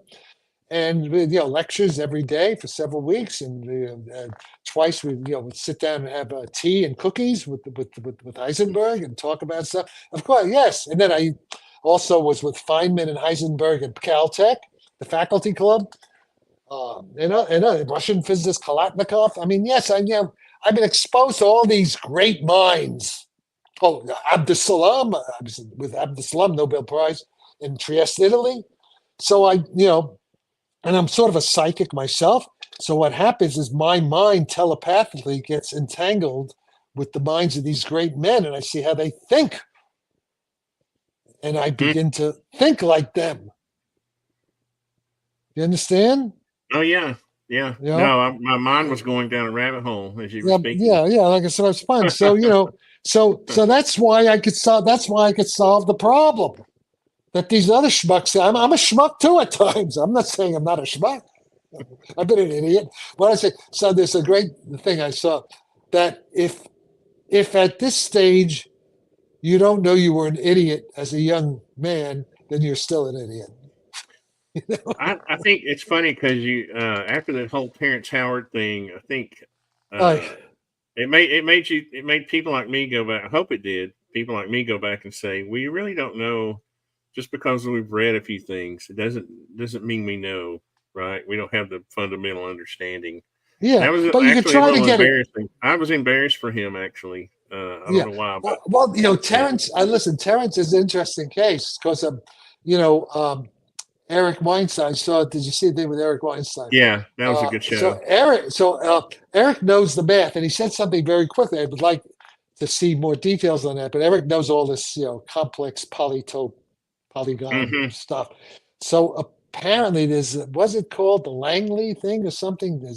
so he has some kind of a drone or something, Terrence, that he may have intuitively solved some kind of little geometrical thing, which with a 6-rotor drone that may actually have some technological importance. Although everything else that Terrence says is stupid. It's beyond Well, study. but even apparently, what was it? Some sort of tagline, or what was it? It was anyway. Even apparently, Eric even found a little bit of flaws in the math on that, but it was the tolerances didn't matter. In Yeah, other yeah, words, right, yeah. we So were I don't talking know. about yeah, Yeah, no, I heard. I know what you're talking about, but I yeah. didn't.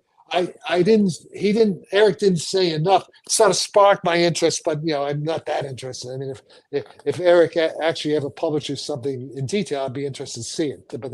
But the point is this: here's Joe Rogan, another schmuck. Lex Friedman, they're all schmucks. They have all these schmucks on, wasting millions of people watching Terrence with his nonsense. Except maybe one thing wasn't nonsense, when they should have me on. Yeah, Explaining I think UFOs. what's funny is I think Joe Rogan was probably afraid to our current culture almost makes it dangerous to question certain people. Oh yeah. I'm on the blacklist. Yeah, for sure. But Yeah. I mean, what Joe Rogan, he should have me and Eric Weinstein on. Now, Eric and I will actually agree on many things. Our disagreements will be relatively technical and esoteric that most people won't even understand what we're yelling at each other about. We agree on a lot of fundamentals. Eric Weinstein, I mean, he's a PhD from Harvard in math. I'm a PhD, University of California in theoretical physics. Okay. Can you see us getting advanced tech from simple physics anytime soon? No, only from Russia and China, but maybe from Moscow, not from America. Because because I was told by the Russians interviewed me several times back in when Obama. I was told that Vladimir Putin knows who Jack Sarfatti is and follows my ideas. I was told that by the Russian guy who interviewed me from Channel 5, St. Petersburg television back around two times. One died around 2014 and 2016. They came to this place with their film crew and videoed me for hours. Okay. So if any weaponry, there's weapons. Any weaponry that now it may be that these Tic Tacs, the stuff that we're seeing, those could be Russian and Chinese, but coming back from the future. Russia doesn't have it now, but they will have it in a few years. See, you have time travel. It's like time, It's like Terminator. You would think that any war could be instantly won with that technology. That's right. How do you? That's correct. That's correct. How do they measure? I wonder how they measure the way it's used without exposing. Have they what? It. I wonder how you measure. Can you put his question on print there? Which one? Project the one you're just talking. What we were just saying. Can you? Is it in print? Can you see? Yeah, I said okay. I answered that one. The answer, yes, it'll be Russia, most likely, not America. So that is either what's being introduced. No, the answer of be happy is no. Meaningless question. We love you too. Okay, be happy. Okay. See, is there a timestamp by AI? No. Okay. Good question. Wait. Good question. Not by current AI. Whoops! I just dropped my conscious AI. Conscious AI. I have to find. This always happens. Yeah, I think we're quite a ways. I'm actually working on a little AI project myself, and I've learned that we don't have anything to be worried too much about at the current, because these things have to be refined. Like for my industry, I'm building a little app to assist people in construction projects. Well, that AI has to be trained in that specific task, so it can't just hallucinate how to build a skyscraper. It has to be trained on how to. Yes. Okay, let me address that. I absolutely agree with everything you just said. That's zombie AI, not no consciousness. As soon as you have a conscious AI, they're just like us. You don't have to train it a million times. Right. It'll Right. learn bang like that. So certain things, it'll be more creative. Yeah. That kind of AI can overtake Jack Sarfatti, but not the primitive stuff they have now. Can't. Yeah. Huh. Every time I try to do AI, use AI to do some creative physics math work, it flunks currently. Right. And Right. it'll always flunk until you put consciousness in. And I claim I know how to do that. I wonder, And I- because it's funny, if you fed every physics paper ever written, it still wouldn't be able to. You think, No. it would be able to. It would be able to take the missing link from each one. And, No, and you know have why? a Because it doesn't. unified theory. Yeah, no, it can't do that because it has no understanding. Right. What I'm talking about. You do not have understanding without consciousness. Yeah. Okay, that's the Yeah. point. See? That's Yeah. what people don't get. And that's why my next door neighbor is such a schmuck. He should be banging on my door. Jack, let me in. I wanna know how to make conscious artificial intelligence. This stupid schmuck, he lives literally next door. What do you think? How far ahead do you think the militaries or the intelligence agencies AI is above what Sam is presenting? Or Oh, I don't think it is. No, you don't the think it is? military's. You You got to think they are remember the leaders? the military's fundamentally pretty stupid. You have like Elizondo, he's military. Well, Military's pretty stupid. We have decent enough AI to No, coordinate all these. yeah, no. When I say troop stupid, movements at a high, yeah, there are good engineers and they do technology. They're very good in a Right. specialized field. But when I say stupid, I'm talking about at the top. They're good specialization. They're compartmentalized. They do not have that vision thing that Bush Senior talked about. They do not have strategic thinkers. strategery. Strategic thinking. That's what Jack Sarfatti is. I'm a strategic thinker. Because I was trained back in the I had top professors at Cornell, not only in physics but in political science and philosophy. Okay, this was when the Ivy League was really an elite professional institution. Not now. I wouldn't go to Cornell now. Cornell right now is a communist indoctrination propaganda camp. Yeah, it's sad what's And happening so to is universities. Yeah, Stanford, same Stanford, all of them, Stanford. And so we ruined our educational system. Now, I don't know. The real education is happening in China and Moscow and Russia and St. Petersburg. No, maybe parts of even England is being corrupted. It's still not as bad as here in England and in parts of the EU and France. But it's all becoming politicized with left wing, crazy, insane, cancel culture, DEI, diversity, equity, LGBTQ2XYZW, whatever the hell that nonsense is. You don't know what a woman is? It's hard to tell anymore, I think. Yeah, well, in some cases, especially where I live in San Francisco. Just kidding, women. Yeah, but So what do you think? So this is the total. What we're witnessing is it's like the decline and fall of the Roman Empire. We are witnessing total moral degradation. All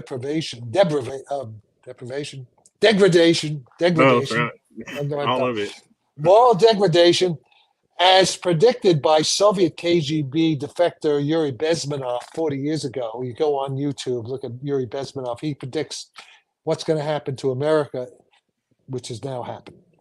That was about when the Great Society kicked in, right? What was the term? No, Great Society was in the 60s. This is 60s. This Yeah. is 20 years later. Yeah. No, the Great Society. Well, that wasn't. No, it was. It had to do with what's called cultural Marxism. Herbert Marcuse, who I knew, it's funny. I was in the thick of a lot of these developments, but basically, America right now is in a civil war, in a psychological, cultural, moral civil war. We're broken. The United States now is broken. It's a broken society. What did Lincoln say? A house divided against itself shall not stand. We're crumbling. We're collapsing. Russia is doing very well. Our sanctions, Russia economy is booming. Russia's growing at 5% or so. Russia has no inflation, relatively speaking, and Russia has no debt. We're running on empty. And now BRICS is taking over. I hate to tell you, I hope to be proven wrong, but you know what the depression of the 1930s was like? That's what's going to happen here worse soon. Unless I keep Trump, hearing this. Yeah. well, because we could look at our debt. We're adding $1 trillion every 3 months to the debt. That's unsustainable. None of that. We have no money. Okay, we have bullshit. They say that, I think they say the American GDP is like $28 trillion a year. Not really true, because 75% of that you should subtract, because 75% of that 28 trillion is services. It's bullshit. It's like, Facebook, Google services, McDonald's, Home Depot, it's services, insurance banks. Okay. We're not manufacturing anything. That's all now in Russia, in China, Vietnam, maybe Indonesia. It's funny you were talking about Elizondo. What do you think was the purpose of starting in 2017? All the little drips that we're getting, we got. Well, I was involved with that. Oh, really? I was, yeah. With the TTSA and all that. Very specifically, I was at a physics meeting in London in late October, involving David Bohm, who was a guy I studied with. And while at that meeting, Hal Puthoff and Kit Green were there, and I was hanging out with them. And as I was in their hotel, and they're getting calls, I think, from Leslie Keene, from people like that over in Washington, running out of the room talking about in October, prepping, doing stuff involving that article, I'm pretty sure, with Leslie Keene and Blumenthal, releasing the information. Yeah. So, Huh. and so what we ask? No, I was just asking what do you think the purpose of that was? That the start of some slow drip? People thought it was but it's slow. But the point disclosure. is that it's a complex situation, and I don't know if he would appear, but there's a CIA officer with a PhD in like physical chemistry, and he's a top guy. He's going to retire soon. He's PhD. So his name is Ronald Pandolfi, and he worked with Kit Green. And he knows he's the guy you should ask about that. Okay.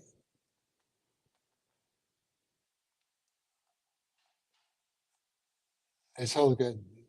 No, it's not happening in secret. It's happening in public, and we already have it. I don't know what she means by holographic technology. Yeah. Well, yes, that's my base. Hopefully, okay. That's the good news. That's best case scenario. That's the best case scenario. That's the optimistic.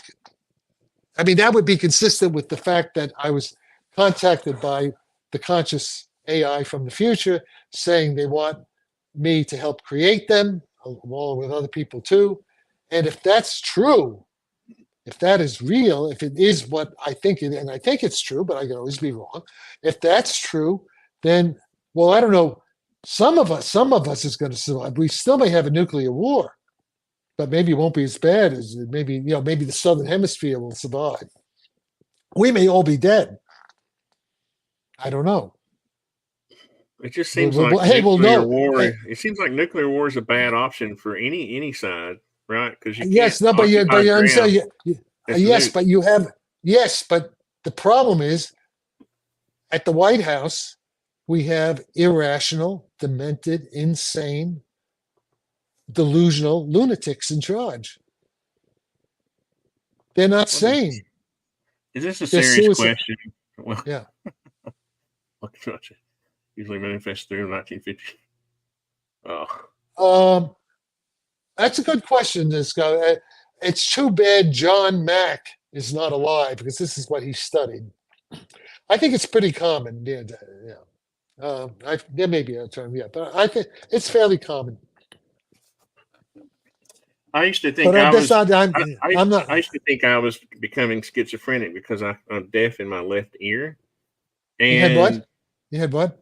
I'm deaf in my left ear. Oh, yeah, From yeah. childhood. That's back in my day, and when we were kids, it was popular to have tubes in your ears, and Oh this one God! got So you hurt this yourself. one.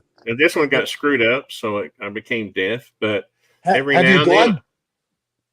every now and then, I'll have a little digital sound come through my left ear, and it makes me think that I'm schizophrenic. No. This guy. No. What you should do?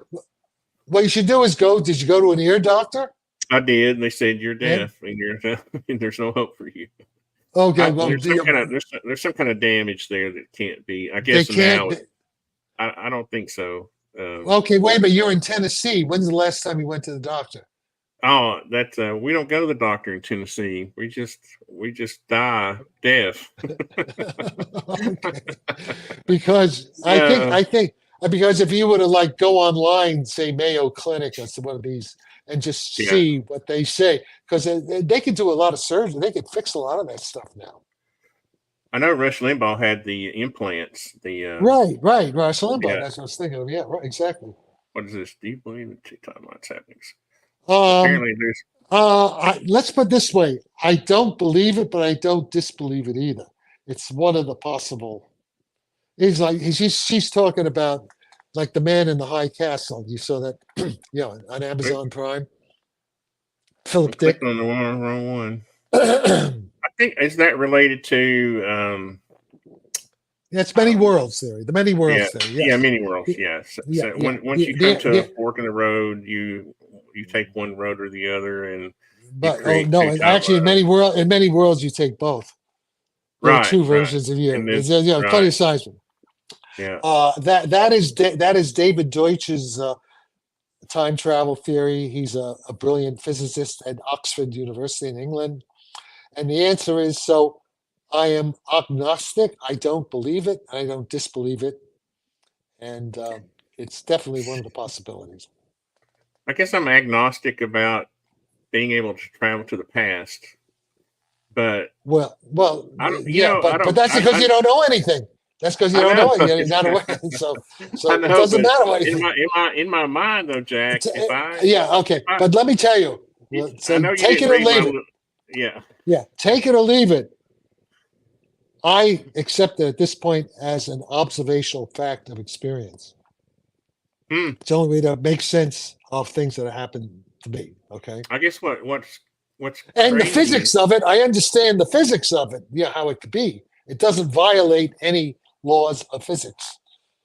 It's part of Einstein's theory. I know you didn't read my little thing about time being demolished at the speed of light or whatever. But that's all bullshit. It's all nonsense. I know it's funny though. It's okay, wait. It's just a thought experiment. Oh no! Wait a second. Let me. I'm being a little too harsh. Look, just a minute. What is true? If you just listen now, what is true is what's called the proper time is 0. On a light ray. That's just Einstein's special relativity theory. In other words, okay, if you're traveling if you're traveling through space on what's called a time-like world line, slower than light,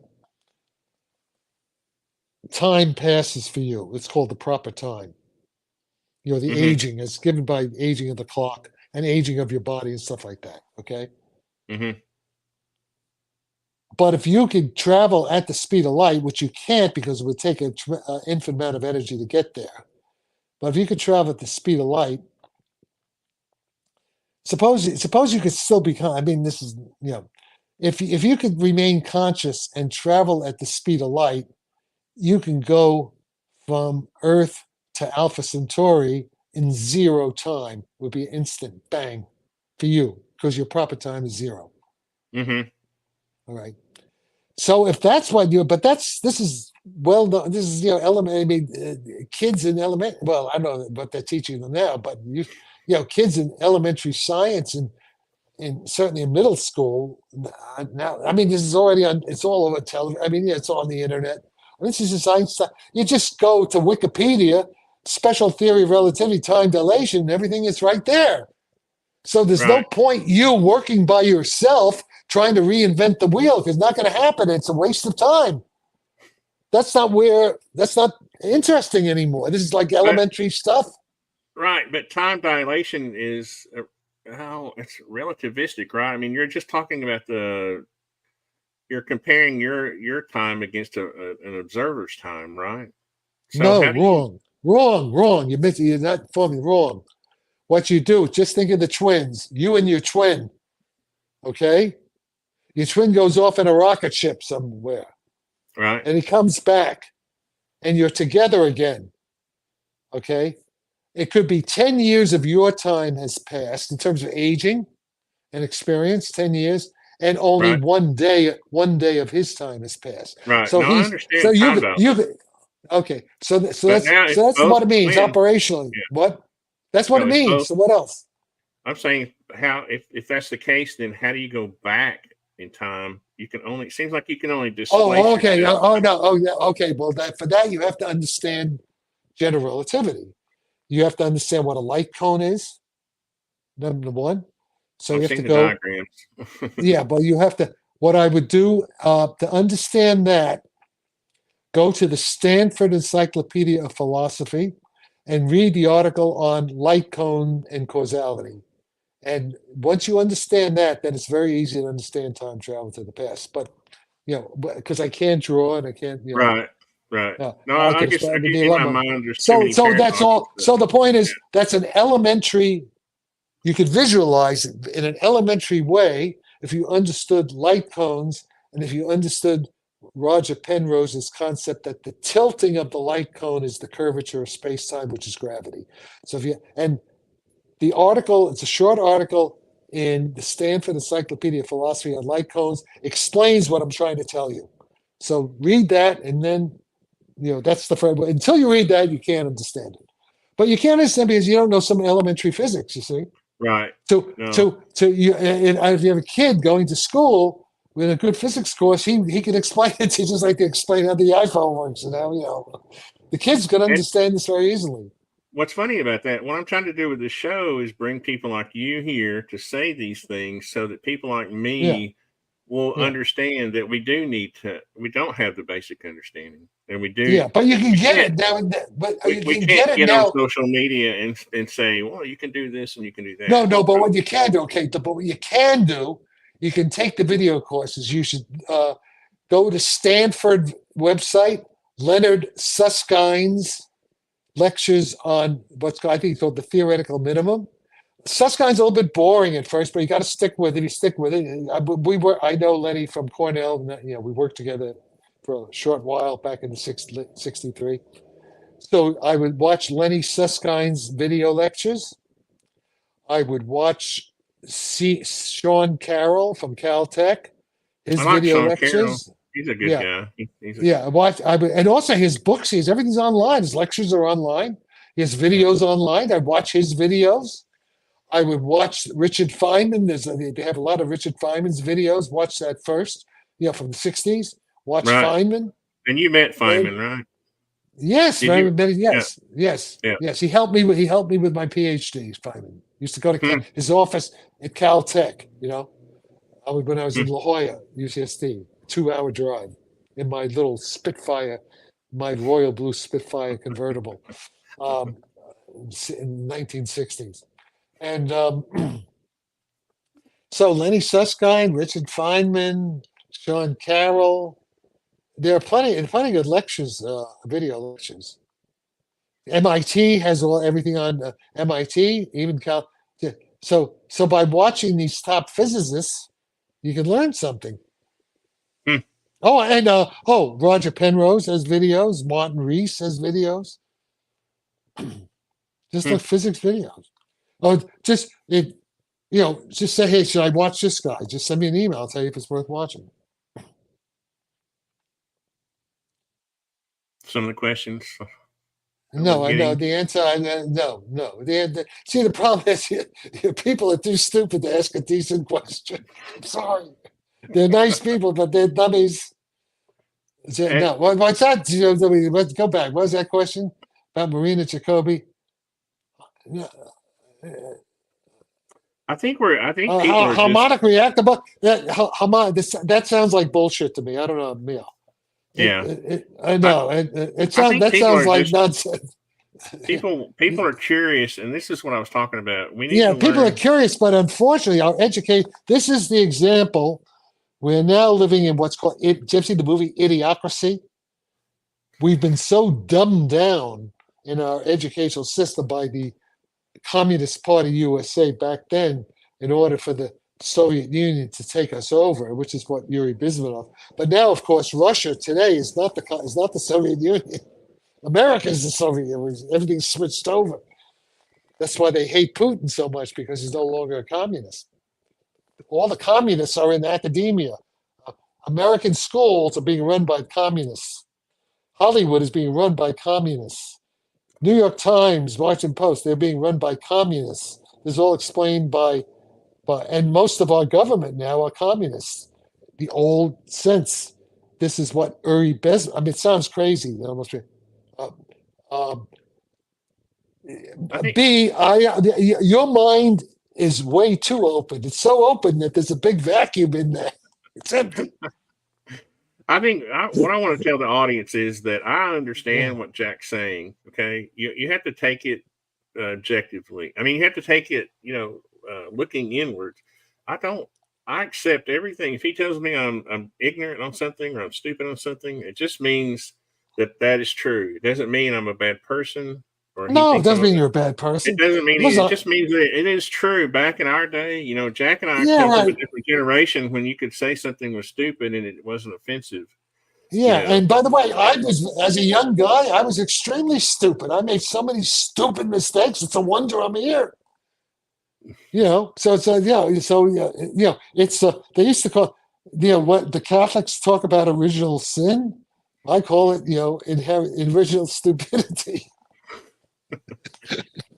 Yeah, I personally take it as a challenge. One of the reasons exactly. one of the reasons I invited you here was because I wanted to see how many times I could invoke that response. Not really, but I'm being Yeah, funny in a no. way. Yeah, But yeah, yeah, yeah, I knew I would because we have these thoughts and we have AI and yeah. we're able to ask AI questions Yeah, and you we can't you read can't that trust AI. and A lot of you can't get that 50 years worth of experience from reading an no, answer from no. OpenAI. Yeah, and AI hallucinates a lot. Yeah, And it does. I started questioning it, and it confused me. God, it confused me with Louis Elizondo. I think it couldn't tell the difference. And you can Trying to pull accidentally start off the conversation with a prompt that thinks you want it to hallucinate. You can Yeah, just say, pretend you were a wacko, yeah, you're right. conspiracy It, theorist, and every answer after that it gives you will be from a wacko conspiracy theorist. yeah, yeah. And actually, it's funny. Elon Musk's Grok in the funny mode is pretty good. And I think Elon Musk's programming is actually better than Sam Altman's in some ways. But I could, that's Oh, just Grok, a suit. Grok or whatever. Yeah, Grok. Yeah. Yeah. Hmm. Okay, so what is chat? Okay, ask this guy. Go tell him to go on chat and I and tell him to tell us what chat says about Jack Sarfatti. I know what it says because I did. I had it help me do my show prep, Yeah. so I can say. Oh, yeah, but was it accurate? What did it say? Okay, can you read it? Can you read what it said? I had it. Let's see. You can pull it up. Can you pull it up? Let's see. Where's my? This is And no, while that's you're the doing that, creative. while you're doing that, I'll be right back. Get some more. Why don't Okay. you read what chat says? Okay. Okay. I'll be right back.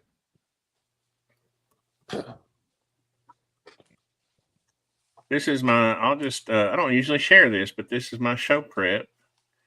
I was supposed to start off with a comment about imagining that Dr. Jack Sarfatti was an AI, and I was charged with having to prompt him to answer questions from me. And let's see. Let me just say.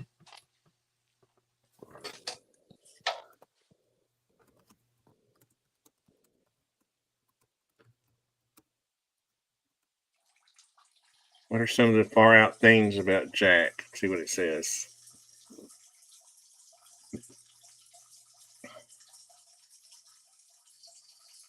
Searching.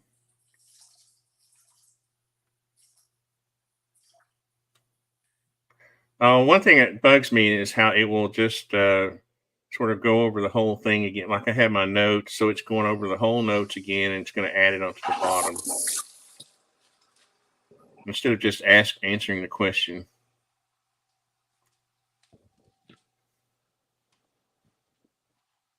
See, it had me asking all kinds of questions that I wouldn't know. The person interviewing you needs to have some general knowledge.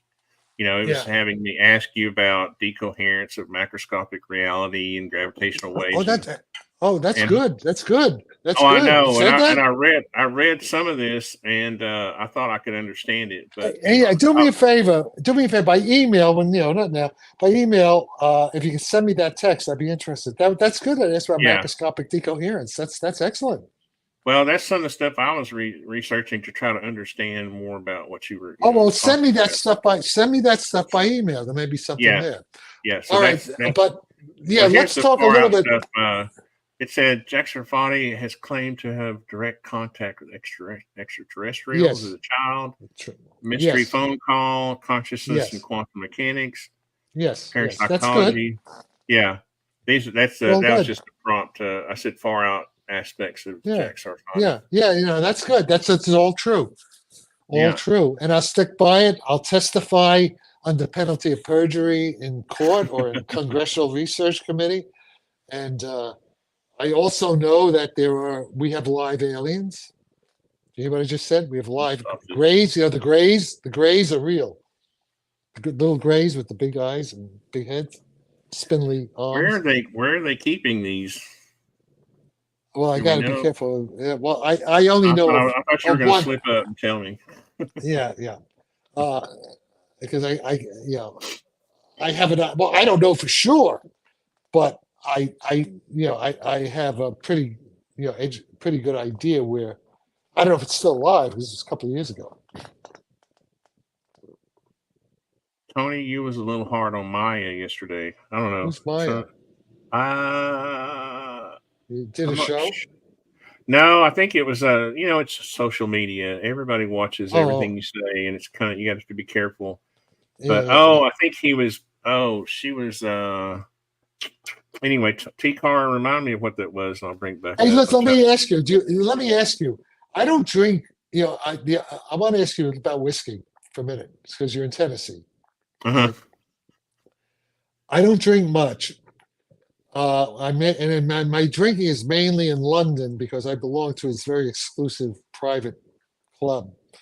John Le Carre was a member. It was used to be called the Spies Club in World War II, and so I will occasionally drink a good Scotch.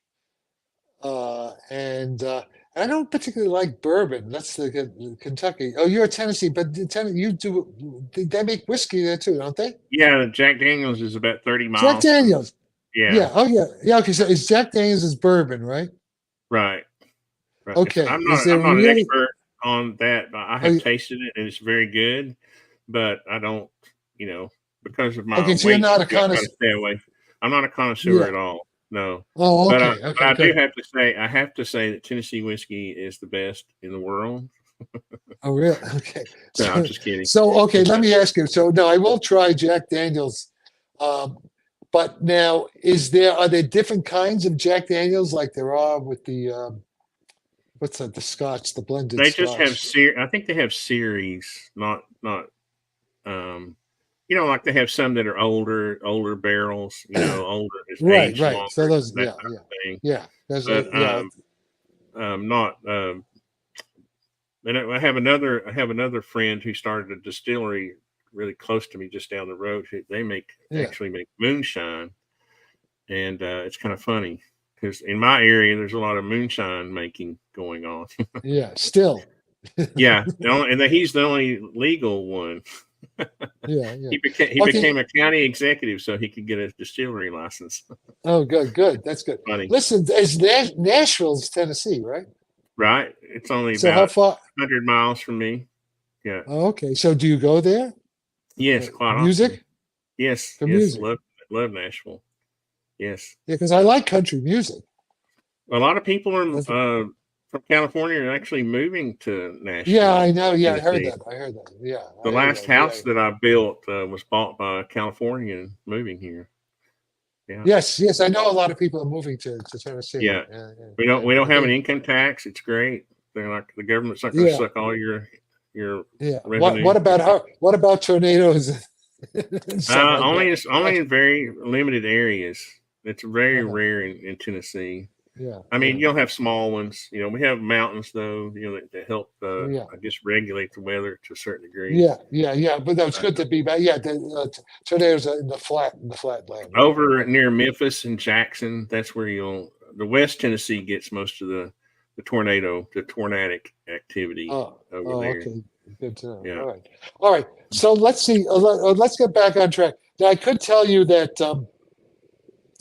there's an experiment, what's called a modified Cavendish experiment, that I think is going to be done pretty soon at a major university. It's an experiment that I suggested that, if it works, will prove exactly in the lab how the UFOs fly. Simple experiment. All it involves is melting ice to water in a certain configuration. If you look up the Cavendish experiment done in 1797, that's where the Cavendish lab in Cambridge, and what you have, just look it up on Wikipedia, but you have these two large spheres and then two small spheres, and everything is pivoted. The small spheres are pivoted on a torsion wire, and you look for the gravitational attraction between the big spheres and the little spheres. You have a certain angular separation. Oh, there we go. Yeah, keep going there. Okay, up, down. No, not that one. Keep going. No, that's not the picture I want. Another picture. Keep going. Scan down. That one. That this picture. one. Oh, I remember this one in your email. Okay, yeah. You're right. Okay, now this is okay. So you see that angle theta. I hear. And you see the gray spheres. Now the gray spheres, imagine them as this hollow glass spheres with water in them. Okay. Is M for mass? What is that? M is the mass. M is the big mass. Okay. So you have these gray spheres, and they're filled with water, but you freeze them. So you freeze them down to ice. You have to leave a little room because ice expands. Also, these gray spheres are resting on, scales. They're being weighed. They're being weighed. Okay, they're on a scale. All right, and they're fixed. They're rigid. Okay, they're fixed rigidly to the lab. But the little red balls, they can swing freely, right? So, due to the gravitational attraction between the big gray sphere and the little red sphere, right? They'll come to a certain equilibrium angle theta. You see that angle theta?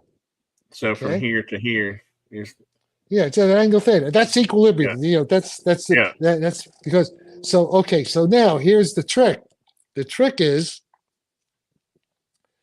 what I'm predicting, due to certain electrical, I won't go into detail, but due to the electrical properties of H2O, of the water molecule, due to what's called its dipole polarizability, its electromagnetic property, what I'm saying is that if you start these things out as ice, they're spheres of ice, and there's a certain equilibrium angle theta there, okay?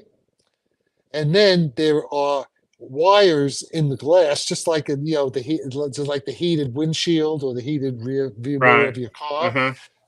So you slowly, very slowly, gently, it may take a day, it may take hours, you very slowly heat the ice and very slowly melt it to water. Okay. And what I'm predicting is a certain equation, a certain simple equation. What I'm predicting, you'll see the angle theta of the angle theta is going to move. It's going to slowly shift with the temperature. As the temperature rises, it's going to slowly move in a certain pattern, which we can predict. And if that and the weight of these gray spheres is continually monitored. The weight will not change. The weight of the big spheres doesn't change as the ice melts to water, but the angle of attraction that slowly changes according to a very precise equation. There's be a theoretical curve. Okay, and if that happens the way I predict, it's smoking gun proof of warp drive of the flying saucer. How do you like that? Mm. Is it Because because what's the happening? change in the mass, the location, Now of wait, or no, but now wait, concentration of the mass? now wait. Okay, now wait. There are three kinds of mass in physics. There's what's called the passive gravity mass.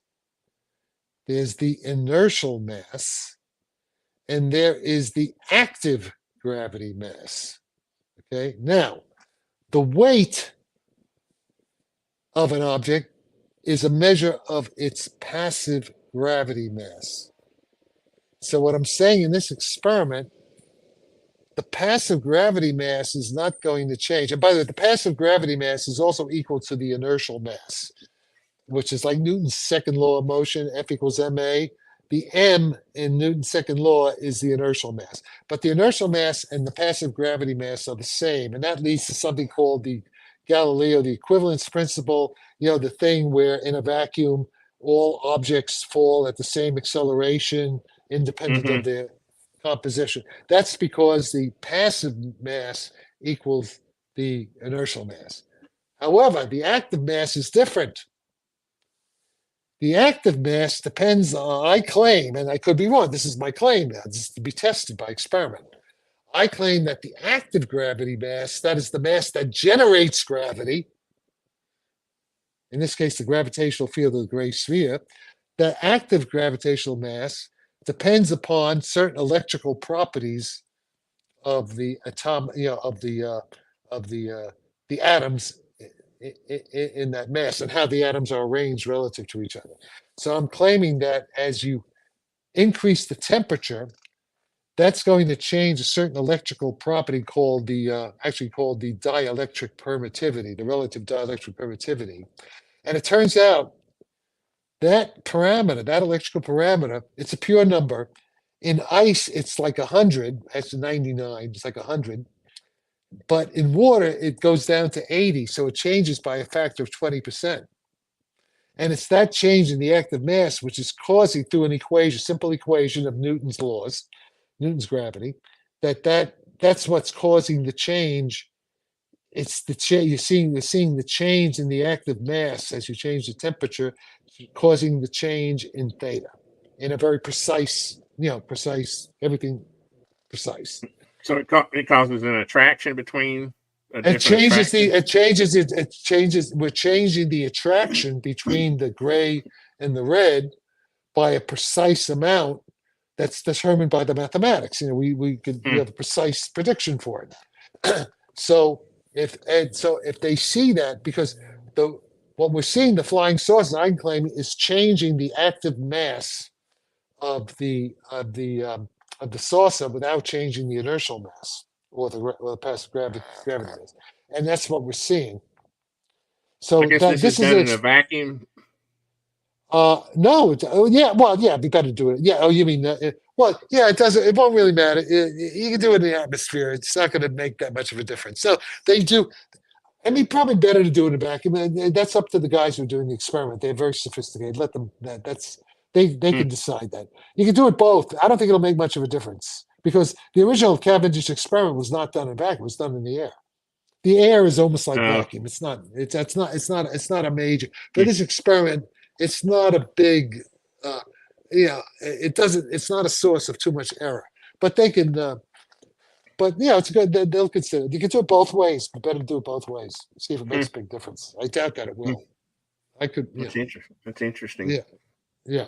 So this is a precise experiment that no one else thought of it but Jack Sarfatti. Thinking because I dare think where no one else dares to go because they're afraid of losing their funding. Yeah, universities. Yeah.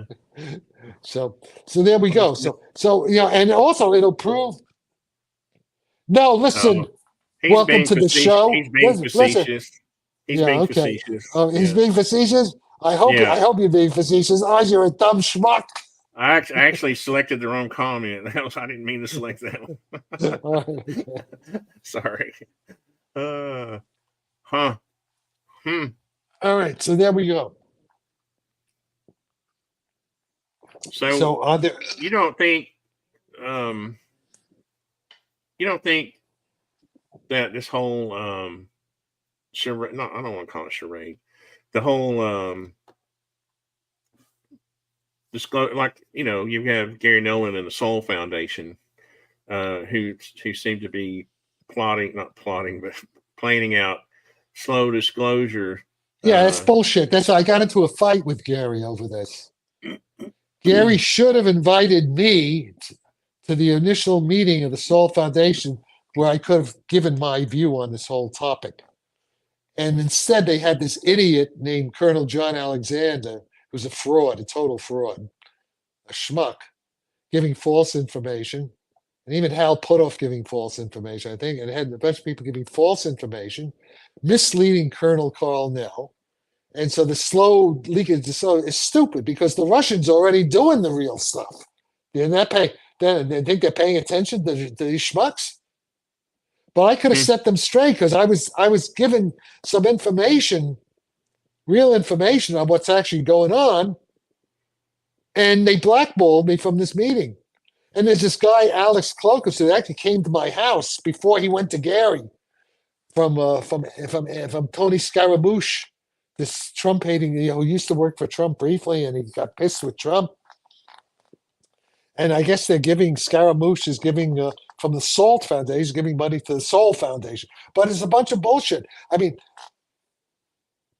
Gary's doing good work on the blood, what he knows how to do. Right. That's fine. I support that. Right. Okay. And also, there's some stuff they're doing with the retrieved materials is probably bullshit. It's probably charlatans, fake guys giving them fake stuff. That'll turn out to be nothing. Maybe not. Maybe. But at best, they're going to get the right answers to the wrong questions, and they're not. They're not doing the real physics. They're not doing any breakthrough stuff that's going to yield any results.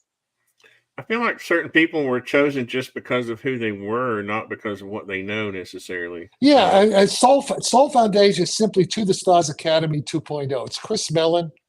And I got it.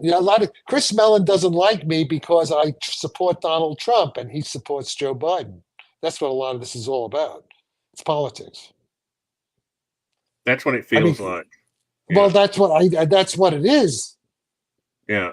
No, I mean, I say that's what it feels like because I don't have the knowledge that you have about. Yeah. No, I'm right in the thick of it. So the answer is yes. Intuition can lead you to a certain. Yeah, but this is why you also have to talk. If he would talk to you, CIA officer Ron Pandolfi, maybe after he retires, and he could tell you all about the politics of this stuff. Because I really don't understand. He calls him. Well, Alexander's an evil man. I don't understand. He's an evil. Alexander's an evil. He's an evil. I'm saying Alan Colonel. He's an evil man. He lies. He's a liar. He's dishonest. He's a fraud. I'm assuming. He's evil. He's an evil. He's a Satanist. With Aquino and all these guys. And he's a bull. I mean, Alexander gaslights me to these all his contacts in the military. So what Alexander's actually doing, because he's so stupid and evil, in my opinion. I used to know we used to get along pretty well, but why has he become evil? Because he hates Donald Trump, and I support Donald Trump. It's all Donald Trump. It's all the Civil War for Donald Trump. Right. Okay. Yeah. And it's all the deep state. I mean, Ron Gaddafi, CIA guy, I think they think it's because Alexander conned, and other guys, they conned Bob Bigelow out of a lot of money. Yeah, he's got money for bullshit stuff that didn't work. With the Skinwalker Ranch and all that stuff. And they're trying to do the same thing with To the Stars Academy is now basically the Soul Foundation. So they're almost the same people, just carried it over. So some people, Ron Gaddafi, I think, thinks that he calls them crooks and loons. It's just conning money from the government and from gullible billionaires. That's what it seems to be. Because if they were honest, they would debate, just like I'm talking with you. We would debate the different physics. They would have me with Eric Weinstein and Hal Puthoff and Eric Davis. And I'd have my guys, this guy Jose Rodell, and guys, I won't mention all their names, but a bunch of PhDs I do work with, and to discuss the real physics of all this stuff. But they don't do that. They're not doing the real thing. They're doing bullshit. Have you seen that experiments? I forgot who it is. I'd have to look up the channel, but they're working with basically electrostatic charges that are. Yeah, it's all bullshit. Crap. Okay, it Crap. seemed kind of strange. It's not. These are people who do not understand physics. They understand certain level of what's called classical electrodynamics, maybe a little plasma. They don't understand general. They don't understand. It has nothing to do with the flying saucers. It has nothing to do with the warp drive, with control of gravity by small amounts of energy. All that is bullshit. In some cases, they're just charlatans. In some cases, they're just crackpots. They're people who believe what they're doing, but they don't know enough science to actually do real science. It's pseudoscience. If you mean lifters and believe the Townsend effect, all that stuff, it's nothing. Right. I think that's what it's related. I think it's related to the lifter thing. Yeah, lifter. It's all. That's ion wind. It doesn't work. And even work, it wouldn't be any good. It's not controlling gravity. It doesn't explain what's important. At best, you're going to get the right answer to the wrong question if it's done competently. It's not relevant. That's because people misunderstand basic physics so much that they don't even know what to ask, what to look for. So that's a dead end. I consider that a dead end. I'd love to be proved wrong. Everything I say, I could be wrong. I'm just giving you my educated guess with 60 years experience in the field, or more than 60 years. Well, Jack, I'm out of questions. I just looked through my questions. Okay. Unless you have anything. No. It's been 2.5 hours. So. Well, I exhausted all my questions. If anybody has any, they're asking in the comments. But I really, Jack doesn't remember me. What's this? T-card. I used to work. He used to work for the government. He used to drink Macallan Scotch. Yeah. Who is it? Word salad. Who is this guy? T-card is asking you to unblock him. Yeah, no, tell him what's his full name? Tell him to say more. Say more, T-card. Say more. A lot of these people want to remain, anonymous. A lot of the times tell him to say something. Thoughts on dimensional physics constants. What does he mean? I don't know what that means. Yeah, we covered that earlier. But let's see, is it this guy? Is he here we go. Tim Carroll? I don't remember his name. Tell him more. Give more details. Who is he? Who did he work for? He used to work for government. Who did he work for? Yeah. Give details. Who did you work for? A lot of times it's hard to tell what people are actually meaning when they leave comments, So if you get blocked, it's just Yeah. Okay, so tell him to say more. He says, tell him to say something interesting. That Tell you me, give me would some know. detail. Yeah. That you, Well, what's yeah. he talking about? I don't remember his. I don't remember his name. Is he still there? I'm sure. I'm Tell him pretty this sure is his platform. he's probably typing right now. I would say. Okay. He's typing. But I mean, Who just is as a this general guy? comment, I mean, you would. It's we should approach people. Like I can't. It's the Terrence Howard problem. That's how I'm going to start referring to it. That people like me can't approach Jack the same way I would approach one of my friends. We just can't. I can't just come out and say BS in front of Jack and expect him to be happy about it. You know, Yeah. So what happened? Tim Carroll disappeared. So another schmuck. He doesn't. Here we gave him the opportunity to, Can present you say himself. what branch of government you worked in, Tim? Just give a detail that I don't remember the name. I don't know what the hell he's talking about. And where did I call? All right. Well. All right. Well, Okay. He's gone. I'll All send right. you if I find out. I'll send you an email. Yeah. But Just thanks send me the again. invite. Yeah. I appreciate you doing this, Jack. I mean, Okay. Yeah. It was it's fun. awesome. It was It's fun. awesome. He said DOD. Yeah. But what more? Yeah. Well, Yeah. detail. he's trying to Detail. What grip it. department? DOD. What did he work on? What are his qualifications? What is his background? What projects did he work on? Let him say something that's of interest. Right. Is he saying it? Is he still there? He's typing, I guess, just like before. I guess I don't know. All Only, right. If he says anything, you can send him. yeah, I will. But I think it's awesome. I wish more scientists like you would talk to people like me and my audience. It's just awesome that you do this kind of thing, and I appreciate it. Yeah. Well. Okay. Yeah. Well, that's it's okay. I Let mean, me most scientists are afraid to discuss yeah. these topics. Well, I think they feel like they don't have anything in common, or we wouldn't understand enough to have No, but the also conversation. they're afraid any scientist who's in the system, there's still the stigma of UFOs and of Yeah. paranormal Yeah. consciousness, and also most of them, haven't been thinking about it, so they don't have anything really to say. And even okay, All right, thank you, Jack. I appreciate it. I hope you'll come back sometime in the distant, yeah, in the near future. And well, let's see what happens with my experiment. If it works, that would be awesome. Yeah. but if it doesn't work, back to the drive. If it doesn't work, then I'm wrong. Oh, what's the date? Is there like a projected date on your? I don't know. I would think by this time next year, I would think that we'd have a Okay, result. cool. All right. Well, thank you again. I appreciate it. Okay. Ciao. See ya. I'll leave. Thanks. Okay. Bye. Let's see. How do we get off? Okay, there you go.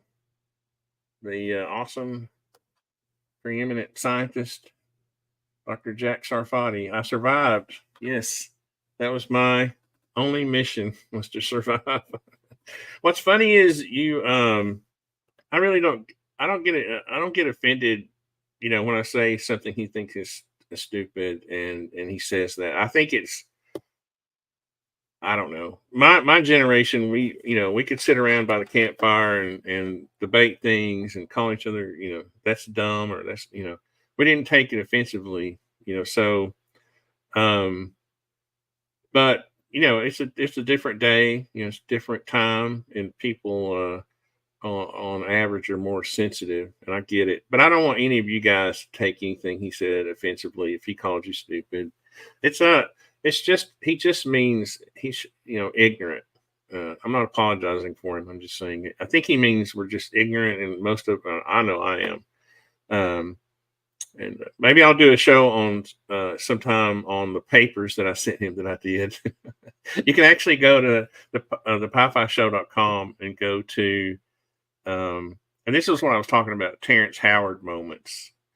I had to go back and reevaluate after the Terrence Howard thing. I went back myself and evaluated my own,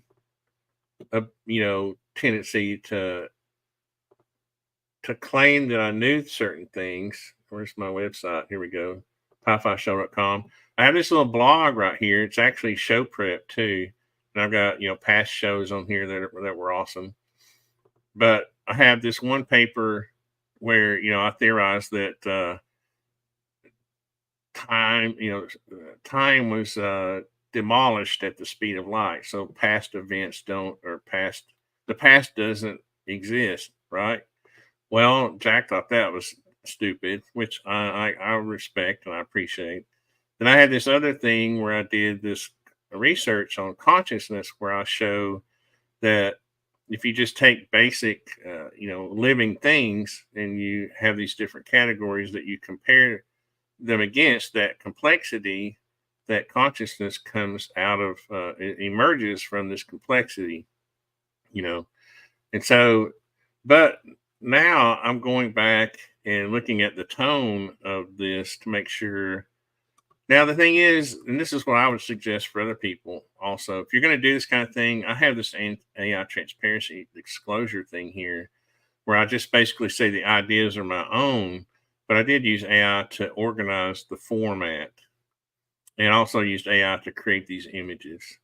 So, we all, I love physics. I love science. We want to be a part of it. So what do you do, right? I mean, uh, and the whole Terrence Howard thing brought this to my mind is how do we approach? And I was actually really nervous to have Jack on, but I think he was, I think he did a great job, and I love the way I love his antics. I actually like his antics. That's why I invited him on the show.